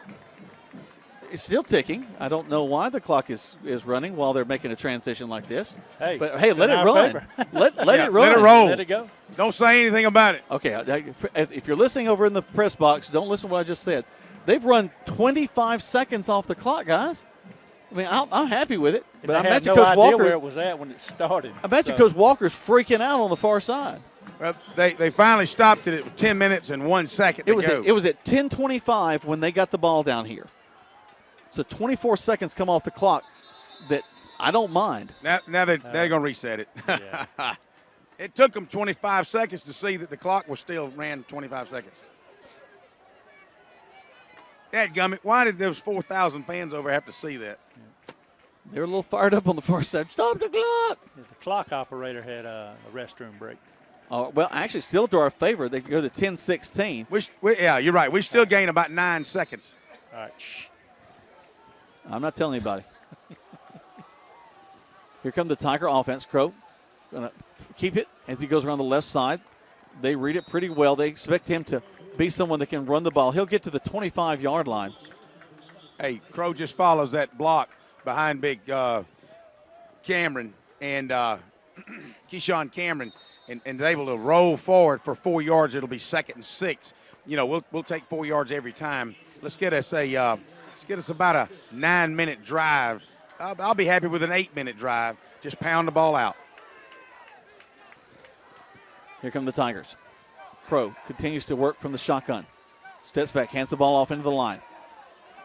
Ooh. We pick up some yardage up the field. A pretty big hit as we get to the line of scrimmage. It stopped at the 25-yard line. Brings up 3rd down. It was more of an emotional hit. Really wasn't that hard of a hit because Cameron had kind of bounced it outside. The linebacker just kind of – it's like a practice form tackle. It really wasn't that good of a tackle. It was a good tackle, but it wasn't that hard of a tackle. So nothing that's going to just get you all pumped up from a defensive standpoint. I guess when I was playing, I wish I could have got emotional tackled. Any tackle I made was emotional, guys. Oh, Lord. And the timeout is called by the Tigers. Tigers take a timeout. We'll take one as well. 3rd down for the Tigers when we come back. 30 seconds back to the station on Eagle Sports. Good food. Where do you find it? Because when you spend your hard-earned money, you want good food. So the place you'll find that good food is at Rogers Barbecue on New Franklin Road in LaGrange, where they only serve American-grown catfish, barbecue cooked to perfection, and with all the fixings to make it worth every penny. Rogers Barbecue is locally owned and run with care since 1945. Come eat with us Monday through Saturday from 11 to 9 or use our carry-out window. Rogers Barbecue, New Franklin Road, LaGrange. The action continues now with more Troup Tiger football on Eagle Sports, WLAG 96.9 FM, 1240 AM, and online at eagle1023.com. Welcome back to Troup High School Tiger football. Tigers looking at 3rd down and about 7. Long 6, short 7, we'll call it that. Crow calls for it. Fakes the handoff, throws across the middle. Yep. Complete at the 40 to the 45. Still on his feet right to the 48, 49-yard line. A big first down for the Troup High School Tigers. I saw him talking to Bridwell at the timeout, and I got a sneaky feeling we were going to do to them what they just did to us a while ago. We did it. It worked. Good. Take that, Sandy Creek. But, you know, Greg, he needs to hold that ball with both hands because those guys were knocking on the ball trying to get it out. Well, you saw him protecting it. He done got hit one time like that, so let's go. He done. He got hit already one time. Somebody hit Greg there. It's knocked him back to his country days. Was that good English? That was, you were gooder and gooder. Look, I got my boss down here in front of us. We got to do better than that. Stack twins to this near side. Crow takes it. Going to ride him in, keep the ball, cut up field, gets across the 50 to the 48 on the other side. Gain of 2, brings up 2nd and 8. You know, you saw Brandon Turner, number 62, take a dive. I'm telling you, what he was doing, he was about ready to hit somebody hard. These guys, these offensive linemen, they're fired up. They're doing a great job tonight. Brandon Turner, Brandon Barrington, Keyshawn Cameron, Seth Adams, big Seth Adams. He's playing big tonight. He's not that big, but he's doing a well of a job at that center position. Well, you know, right now, Greg, the Tigers feel that little bit of momentum. We got to keep moving it, Get the ball down the field. We're across the 50. Crow waits for it now. Takes the snap. Going to pitch it, going to the outside. Gets across the 50, going out to the 45. Down the line, bam! Give a little bit extra Cameron Russell to one of the Sandy Creek Patriots right there at the end of his run. Coach G's asking for a flag, but Cameron Russell turned the corner. If it's not a first down, it'll be 3rd down and a foot, guys. I'm telling you. Cameron's hurt on the – yeah, turned an ankle, too, as he did that also. Got a little bit of a hit at the end of that play. And they're going to take care of him, check on him down there. They are saying that he stepped out just short of the first down marker. Huge 3rd down play, guys. Huge 3rd down play with 7 minutes and 34 seconds to keep this drive alive. You know, and I don't know, are we in field goal territory or are we in 4-down territory? You keep this drive alive, and somehow you get in the end zone, you go up 2 touchdowns, doesn't really matter. It puts a huge, huge challenge to the Sandy Creek Patriots to try to come back 2 touchdowns. Not that they can't do it, but the way we've been playing tonight, guys, I think is a huge challenge. This defense has stepped up in a big, big way tonight. All right, the fans, they're up on their feet. Crow goes under center. Takes a snap, goes forward. He's got to get across the 40, and I think he did. Oh, yeah. Yes, it'll be a first down, Tigers. All right, that's a big, big play right there. The drive continues. 7:24, 21-14 in favor of the Tigers. But again, anything can happen and will happen. The lights might blow out. You never know what's going to happen in a Troup High School Tiger game like this. But you know, as these lights went out, one blue, me and you've seen it. They're all still on. They're all still Every on. light is still on up there. They won't do that at my house. I did not see nobody climb that pole and replace that bulb. All right, 1st and 10 for the Tigers at the 40-yard line. Crow stands back there. Takes the snap. Going to ride his tailback. He's going to keep it, pulls it, gets across the 40. And just like they say in the NFL, Cam Russell gets some hits. Tell you what, he gets some hits when he goes to that outside. They want to take down that big quarterback. Now here's what happened on that. You got Jackson Davis, fullback, in the inside. He decides to take it, and he reads pull, but Jackson stands up, and it kind of bumps everybody over, and it kind of throws them off balance. Probably should have pulled it a little cleaner. Crow saw something early. Probably should have hesitated just another half a second, and that's kind of what caused that play to go crazy. But no gain for the Tigers. 2nd and 10 as the ball's resting on the 40-yard line of Sandy Creek. Crow takes his time. Calls for it. Takes the snap. Fakes the handoff. Got a man in his face. He's going to have to throw the ball. Actually, they're going to bring him down, sack him back at about the 44-yard line. And that time, Sandy Creek's defensive secondary did a good job of taking care of our receivers. Again, what the last 2 plays have done, really, the previous play, we didn't lose anything. We just got back to the line of scrimmage. That we lost about 3 yards. So it's 3rd and 13 for for the Tigers, but we're right on the edge of what Carson Rayford might could do. The ball's sitting on a 44. That's a 54. That's like a 61-yard. That ain't happening. No, we can get to the 30. Yeah, exactly.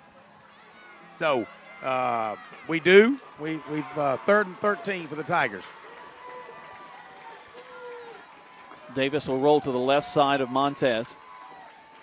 Flags in the wing. Montez backs up pass, going to swing it out to Jet Davis. Davis fights his way, tries to get to the 40. They're going to hit him just as he catches the ball. So he gets the original line of scrimmage, but now it's going to bring up 4th down. And I think we just kind of got to cough and corner it, Greg. Well, that's exactly what's going to happen. The ball's going to be placed on the, looks like the 46-yard line. Carson will be 41. Pardon me? 41. 42, excuse me. That's one of the advantages of being way up here in the high. Yeah, we can see it a little bit better. So the Tigers taking their time over here, letting the clock run down. 21-14. We're at 4 minutes and 43 seconds left to go. I think Greg is out of business. He was talking and nothing coming out. Well, that's he's beating the mic. So. Yep. Looks like your battery may have gone down, man. Uh-oh. We got to see if we got some more batteries. If he does, I'll run him some. Thomas is going to check, see if we got some more batteries and bring them down to Greg if we do. All right, so here we go. The Tigers take the penalty, the delay game penalty. That gives Carson a little bit more room to work with 4:30 left to go. Sandy Creek steps up to the line of scrimmage, as do the Tigers. Don't expect a fake on this one. There's a snap, sets up, gets the kickoff. Angling, hits down, going towards it. He's going to catch it and lay down on it at the 10. Hey, helps us out. Just as good of a play. You take it down. He should have let the ball go because of the way it was going into the end zone. We'll take it. Yeah. All right, so this defense, which has been so great for us all night long, is now going to step onto the field. And we'll see what they can do for us. Signal. I got you, Greg. We're going to try to get you some more batteries, too, though. No, Frankie brought me some down. Appreciate good. that. Now, Coach G and hold tight. Well, just lost you. Switch out them batteries, and we'll get you back. Here comes Sandy Creek. Handoff into the line. And we're going to stop him after a gain of about 3, 2nd and 7. Tiger defense looking to the crowd, want to get everybody fired up here. Late in this ball game, 4:09 left to go. Clock's ticking, 21-14. Tigers holding on to a 7-point lead. This great crowd that has traveled up here to Tyrone, Georgia for this ball game has gotten a whale of a ball game. Their quarterback, Walker, back up to center, back up and up to pass. No pressure, going to throw it out into the flats. It's going to be in and out of the hands of the intended receiver. Actually, he threw it down the field right along the hash marks. Falls incomplete, brings up 3rd down. Clock keeps ticking. Actually stops there on the incomplete pass. 3:45 left to go. We mentioned 21-14. We're late in this ball game. I know that our other ball games from our other folks in the region are over. We'll get you those scores in the post game. But because of a light going out, we had about a 30-minute delay. And the Tigers right now are fighting Sandy Creek. They're holding on to this lead. They need to stop here and get the ball back in the hands of the offense to close this one out. Huge play here for the Tigers. Back up, fake the handoff, looking, throws it. Complete. Yes! It falls out of his hands. He had the ball, had the first down, drops at the 25. They've got to go for it, Greg. Well, at 3:40 to go, you have to question, do you punt it? There's still plenty of time left on the clock. You're in a tough situation as a coach. Do you go for it? Do you punt it? Let me tell you something. Number 4 was wide open that time in the flat. Kevin Martin just kind of let his guard down. He's lucky he dropped that ball. 4th down for Sandy Creek. Let's see what Coach. He's probably going to call a timeout to talk about this. Well, now he's rolling some guys onto the field. Well, he's bringing his quarterback in, so that's Chip Walker's son. So, he's 4th and 9, big time play. Tigers got to stand up on defense here. If they can stop them here, Greg, oh my goodness gracious. Oh yeah, Coach G's going to call a timeout now, and he's got 2 left now. Let's just have 1. So each team is down to one timeout now. Great timeout. Coach G's been using his timeouts really, really well tonight. 30 seconds back to the station. 21-14 in favor of the Tigers on Eagle Sports. Russ Brown, owner of LaGrange Equipment and Tool Rental.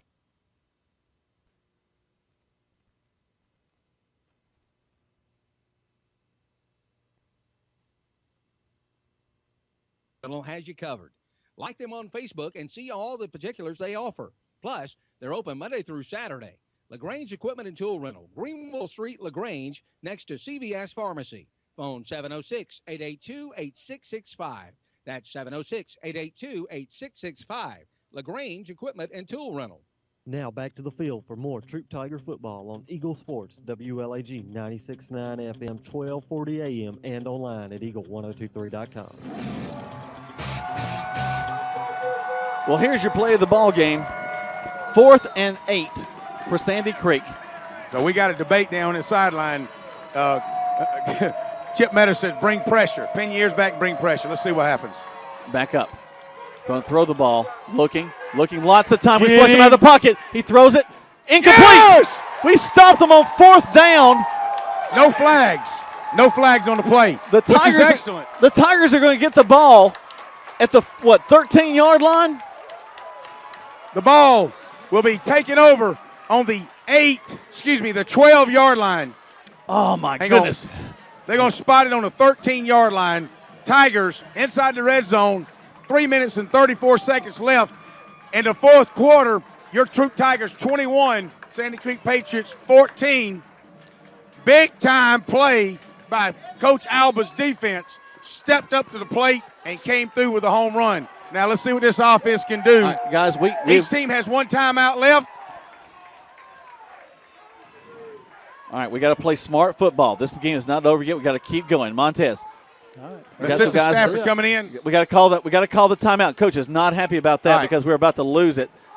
He did not want that to happen. He's looking over at his coaches. What were you thinking? He's throwing his he's so frustrated, which he should be. You got to pay attention like this. Big-time football, big-time game. Coach's staff has to be paying attention who's on the field right now. But hopefully that won't cost us. There's 3 minutes, 34 seconds left. Troup 21-14. Best we can do. You know what? If the clock runs, they got to call their last timeout. All right, Greg, real quickly, let me give you some finals here. The LaGrange High School Grangers, they do fall to Cedartown tonight. Didn't really expect that. They had a halftime lead, but they're going to lose that ball game by a score of 27-17. Oh, wow. The Cartersville, no problem at all with Central tonight, 59-9 in that contest. And right now, as we mentioned, 21-14 is our score as the Tigers right now are taking on Sandy Creek. Here we go. Tigers, 1st and 10. Crow going under center. Takes the snap, turns, hands the ball off to the tailback. We pound inside to the 15-yard line. Excuse me, the 10-yard line. Clock stops. Not sure why they're stopping the clock. Did Sandy Creek call a timeout? Timeout by Sandy Creek. Wow. I didn't expect them to call their timeout so quick. That's it. Everybody's out of timeouts. That's even Steven. 3 minutes and 20 seconds left. So let's see what happens. All the Tigers got to do is keep pushing forward. You know, guys, I think Sandy Creek scheduled Troup for homecoming. You know how the homecomings are. Well, it's one of those mediocre teams. They're going to think more next year because listening to Coach Giles up here, it sounds like we got a heck of a crew coming up. And when these guys on the field move up one more grade, it's like the old Braves. The farm system keeps getting better and better. Really proud of these young men. They've stepped up to the plate tonight in a big way. And lots of guys are playing very, very well. Todd Johnson's down here giving me a rough time, boys. I said something about even Steven. He said, even Steven. I hadn't heard that saying in years. I don't know if he's showing his age or he's telling me I'm an older guy. I don't know. I think it's the latter. But, yeah, man, 3:26 to go in this contest. Your Troup Tigers up 21-14. You just protect that football, and we get inside the 4-yard line, and we've got a first down. It's 2nd and 8 for the Tigers. They've got to get down to the 3-yard line for a first down. We go under center again. Take the snap, turn, hand the ball off to Cam Russell. Cam bounces to the outside. He's at the 10, going inside. He's at the 5, knocked out of bounds there, all the way to the track just about. They're gonna call him out at the 4-yard line. It should be 3rd down and a yard to go for a first down, guys. I'm watching Jackson Davis on the sideline. He is jumping up and down saying, Coach, put me in. Let me go get you this first down. That will stop the clock because he did go out of bounds, but it's 3rd down and a yard from the inside the 5 at the 4-yard line as Cameron Russell follows a blocking behind Brandon Turner, and Brandon Barrington takes it outside and is able to pick up inside the 5-yard line. So here we go as the Tigers come up to the line.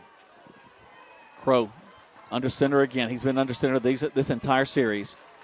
Stacked eye behind him. Looks like Sandy Creek's offense. He waits, goes under, takes a snap, steps back, hands the ball off, going around the right side. He's inside. Oh!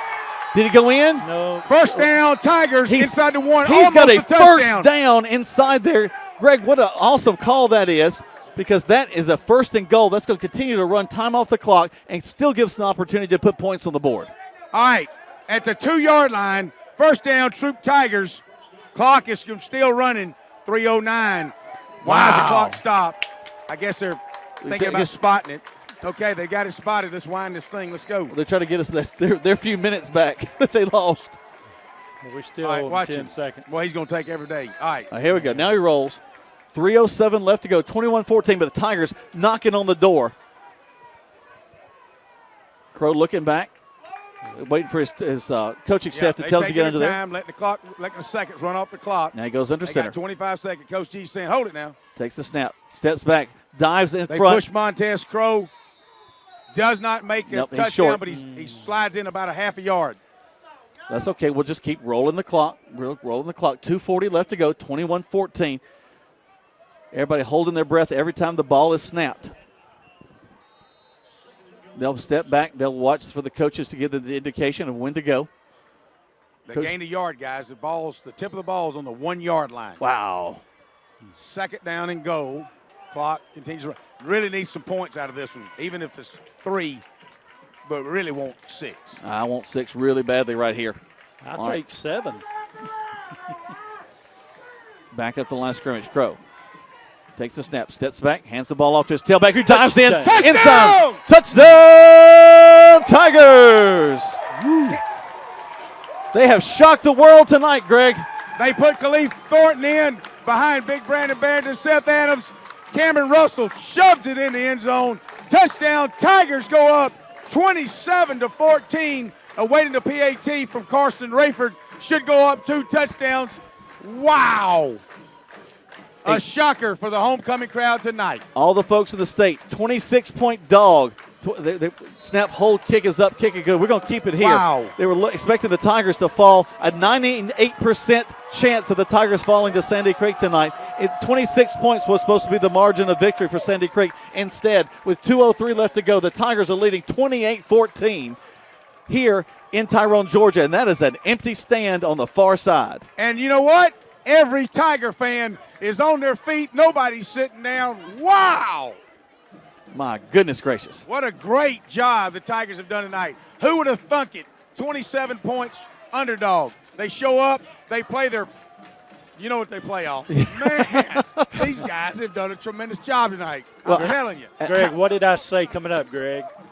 Every team any team can get beat on any given day, and it's our day today, I hope. 2 minutes and 3 seconds. It was the Tigers' night tonight, that's for sure. But, hey, this ball game's not over. This has been a crazy ball game. Some lights could blow out again somewhere to stop things.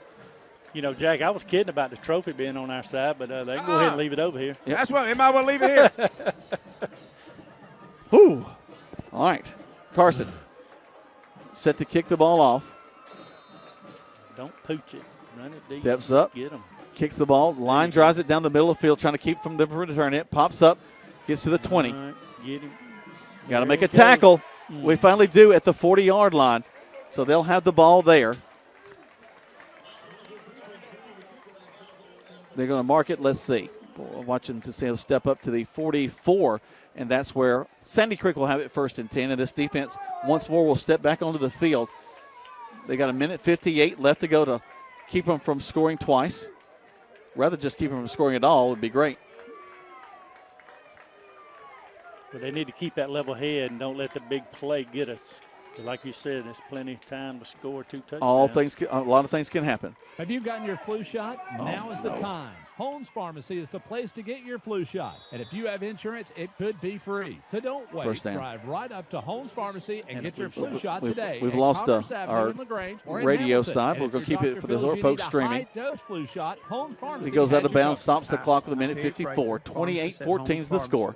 Sandy Creek moves the chains. Avenue in LaGrange, Georgia. And then you We expect a have your lot of flu those quick shot hitters ready. as they're going to So try to come stop see the me or any the of my clock every fine time staff at they Home move down the Pharmacy field. today. The action continues now with more Troop Tiger football on Eagle Sports, WLAG 96.9 FM, 1240 AM, and online at eagle1023.com. Sandy Creek, we don't get it. We sacked the quarterback across the 50 back at the 46-yard line. A huge play by the Tigers. That'll keep the clock running, too. You got it stopped. Stopped? Why is it stopping? A penalty? Yep.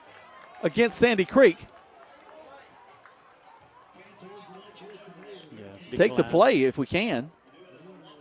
Yeah, decline it if we can. All right, wind it. Minute 48.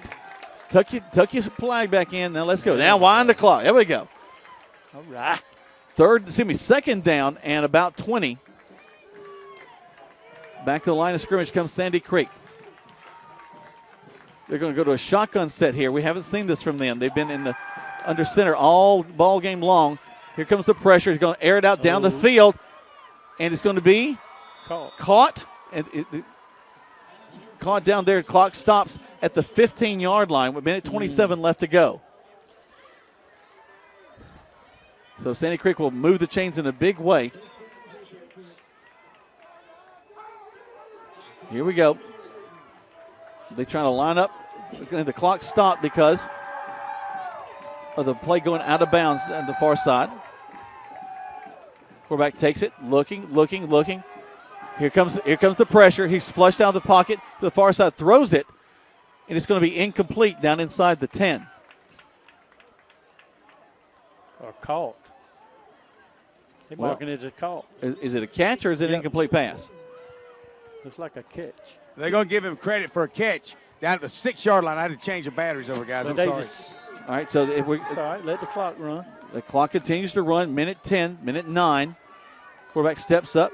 A lot of movement in the line. They don't call it. Going to air it to the corner. He pushed him off. Throw the flag. They're going to call him with a touchdown, but that was an unbelievable push off. I don't know if I've seen anybody signal for a touchdown, but, hey, that's the most blatant personal foul. I mean, pass interference offensively that anybody's seen. It looked like Michael Even Jordan. The announcer, he hated calling that touchdown, I promise you. He's probably not going to sleep well tonight. If he's got a good conscience, he's really not. Well, she wasn't 10 feet from the play. Well, she never raised her arms. Did I miss that call? No. She missed it, that's for sure. Well, we'll let it go. Y'all can watch it on the film tomorrow morning. Oh, yeah, over his head. Over his head, so that's going to be – that will fall dead there. So 28-20 is your score right now with a minute 3. So a little justice there at the end of that one. Instead of having to score once, they got to score twice. Yep. Well, I don't see that yes happening. and no. If they get they obviously got to go for 2 if they were to get a secure a onside kick and score a touchdown. That was a big-time bad snap right there, guys. Yes, it was. We're going to keep it here.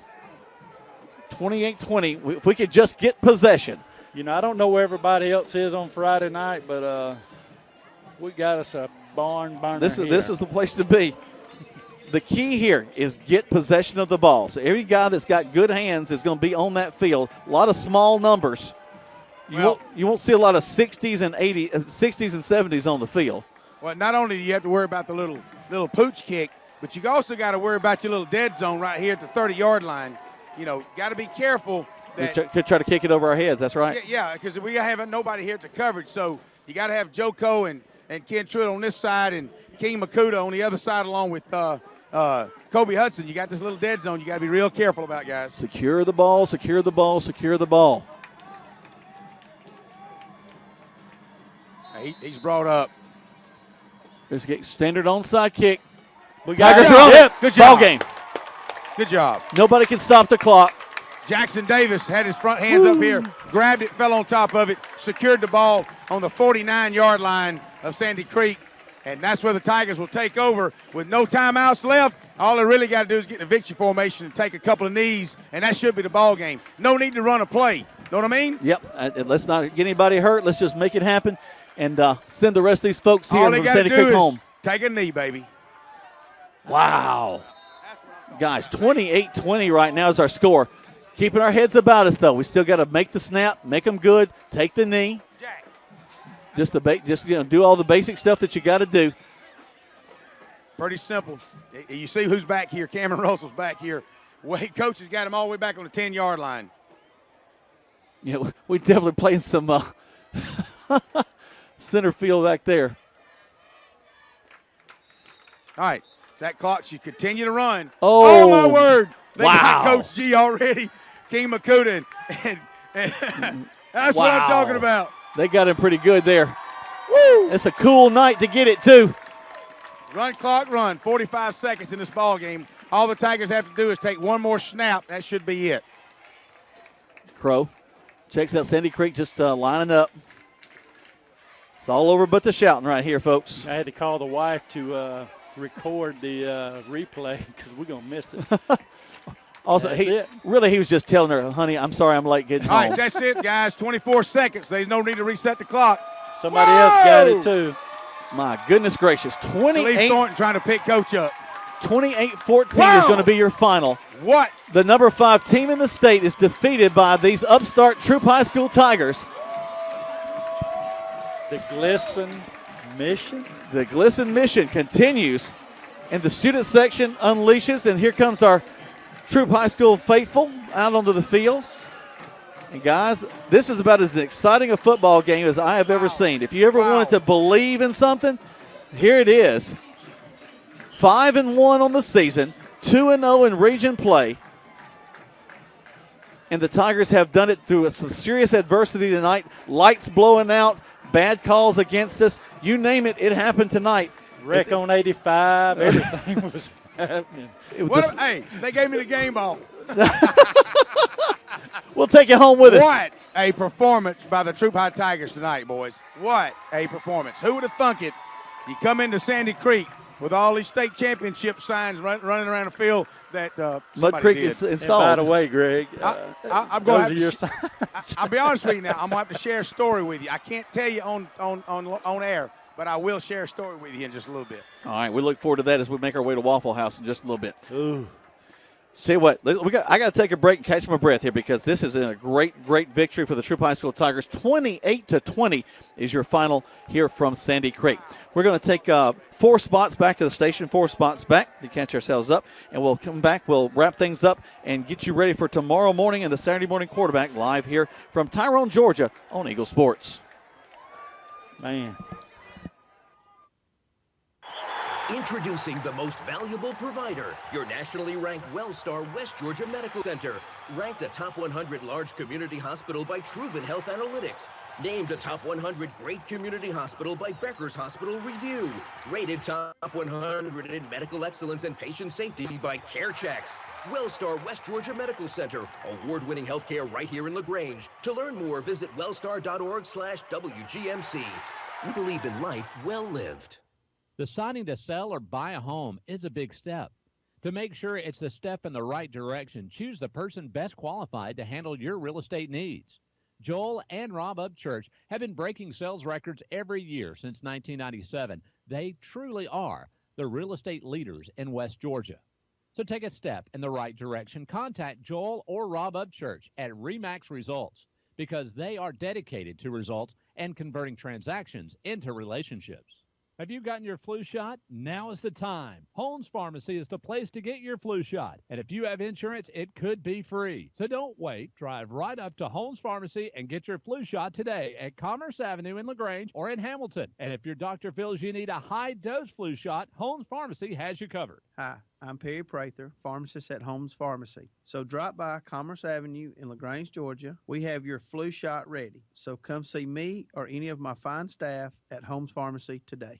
You're listening to Eagle Sports, WLAG 96.9 FM, 1240 AM, and online at eagle1023.com. Now back to more Troup Tiger football. Welcome back to Troup High School Tiger football. Jack Mormon, Greg Hicks live here from Tyrone, Georgia, as the folks from WSB have brought down their little trophy for the game of the week, and the Tigers have it down there. And right now, Sandy Creek's trying to run their halftime show. I think they've got a competition coming up tomorrow, so they're trying to run that while we're trying to celebrate on the field. And I'll tell you what, right now, the Tiger celebration is going to come before what's going on down there. They got DJ Shockley giving out a trophy for Game of the Week. He used to be a quarterback at Georgia. You know, they're not so good I've heard now. of him. I'm just Now, saying, be nice. I'm joking. We got a lot of Georgia fans out there. The Tigers are the big winners tonight, 28-20. As they get that big, I tell you what, the Glisson mission. This is something we didn't have as a goal to get some state recognition by being on the winners tonight. They got the camera. Boy, the kids are so excited. I told Jack I got something to share with everybody. I can't say it on air. Greg's still talking to folks and not talking to us. Greg, we're getting ready to close things out. Or can you? Hey, Greg. Greg's not paying me any attention at all at this point. I told a few Greg. I can't tell anybody on the air. He's still trying to tell things he can't tell on the air down there. Let's see if he'll put his headphones back on. You realize we heard you telling people that you're not going to tell us stuff on the air, right? Can you hear me? Yeah, I can hear you the whole time you were telling people you're not going to tell us stuff on the air. Do what now? When you were telling the folks in the crowd what you weren't going to tell us on the air. I didn't do anything illegal. No, not you were good. You were good. No, nothing illegal. It did have some talcum powder and some dance and some all right, anyway, chanting going on. Tell us about these kids down there having a great time getting this award from WSB. What's happening down there, Greg, on the field? Because we just see it from the outside. Greg, can you hear me? I can, yeah. All right, go ahead. Tell us what's going on down there in that pig pile.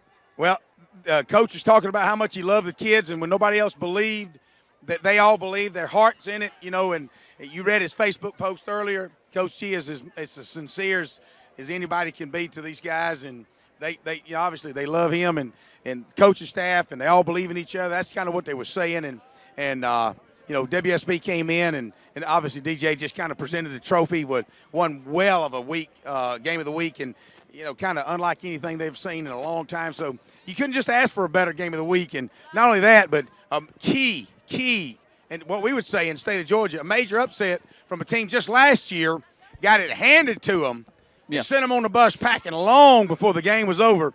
Troup High Tigers have definitely turned their team around. Yeah, they have, Greg. They've done a tremendous job. And, tomorrow morning, you and Coach are going to talk about a lot of the things that happened tonight. The defense showing up in a huge way, the offense scoring. I tell you what, just couldn't have asked for these guys to do a better job than what they did tonight. Under adversity, the lights blowing out, getting here almost late with us. Just so many different things happening. Well, the Tigers have come away with a big, huge win tonight, 28-20. You'll join Greg and Coach Glisson tomorrow morning for the Saturday morning quarterback. We'll be live from the Kia showroom. Again, we come away with a winner here against Sandy Creek next week. Actually, in 2 weeks, we'll be taking on LaGrange. That'll be on the 14th of October. That'll be a home game for us, but it will be in the friendly confines of Callaway Stadium. LaGrange's do fall tonight to Cedartown. But again, the Tigers right now 2-0 in the region. It's going to be a big ball game for us next week. Any last thoughts from you, Greg, down on the field? Any last thoughts? I'm working on it. All right, because I'm about ready to close this thing down so we can get us on out of here. Hey, baby, Rodney. Where'd he go? Do you see him? Live radio is so much fun. Let me go. Let me see if I can get a chance to talk to him. All right. Grab hold of somebody, DJ or Coach Glisson or somebody. Hey, Coach. There's a lot of family over here that's wanting to congratulate Coach G. I think I might have to take a long back seat on this as everybody's wanting to talk to him. Coach G, you made a point to put something on Facebook about believing in the guy with the big heart and the underdog, and made a lot of Lord references. And man, tonight you believe in these guys. They believed in y'all, and they believed it when he drove a bus up here. There's no doubt they was going to win this football game.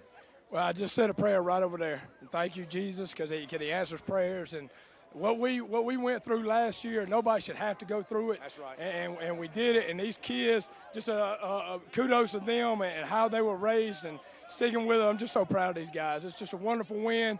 That's a great football team. Don't take anything away from them. But we were the better football team tonight, and so very proud of those guys. Our coaching staff, Coach Hertel's all made great adjustments, had a great game plan. I really just love each and every one of them. I'm just so very proud. Well, the fans, you just can't believe the traveling. You know, we've asked them every week to come support us and travel, and they showed up tonight, almost had as many fans, if not more.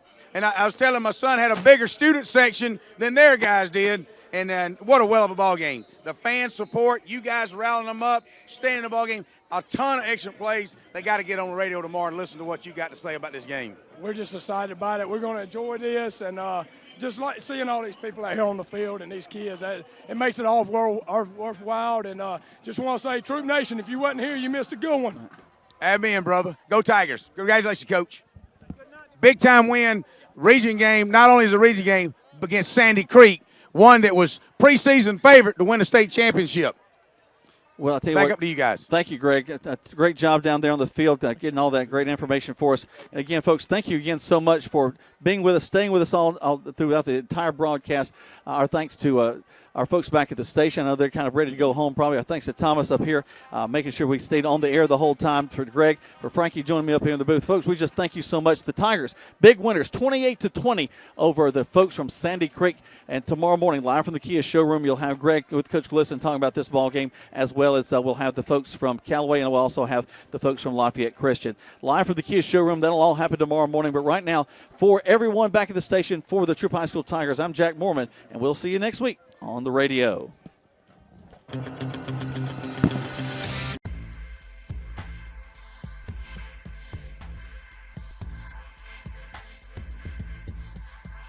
Thanks.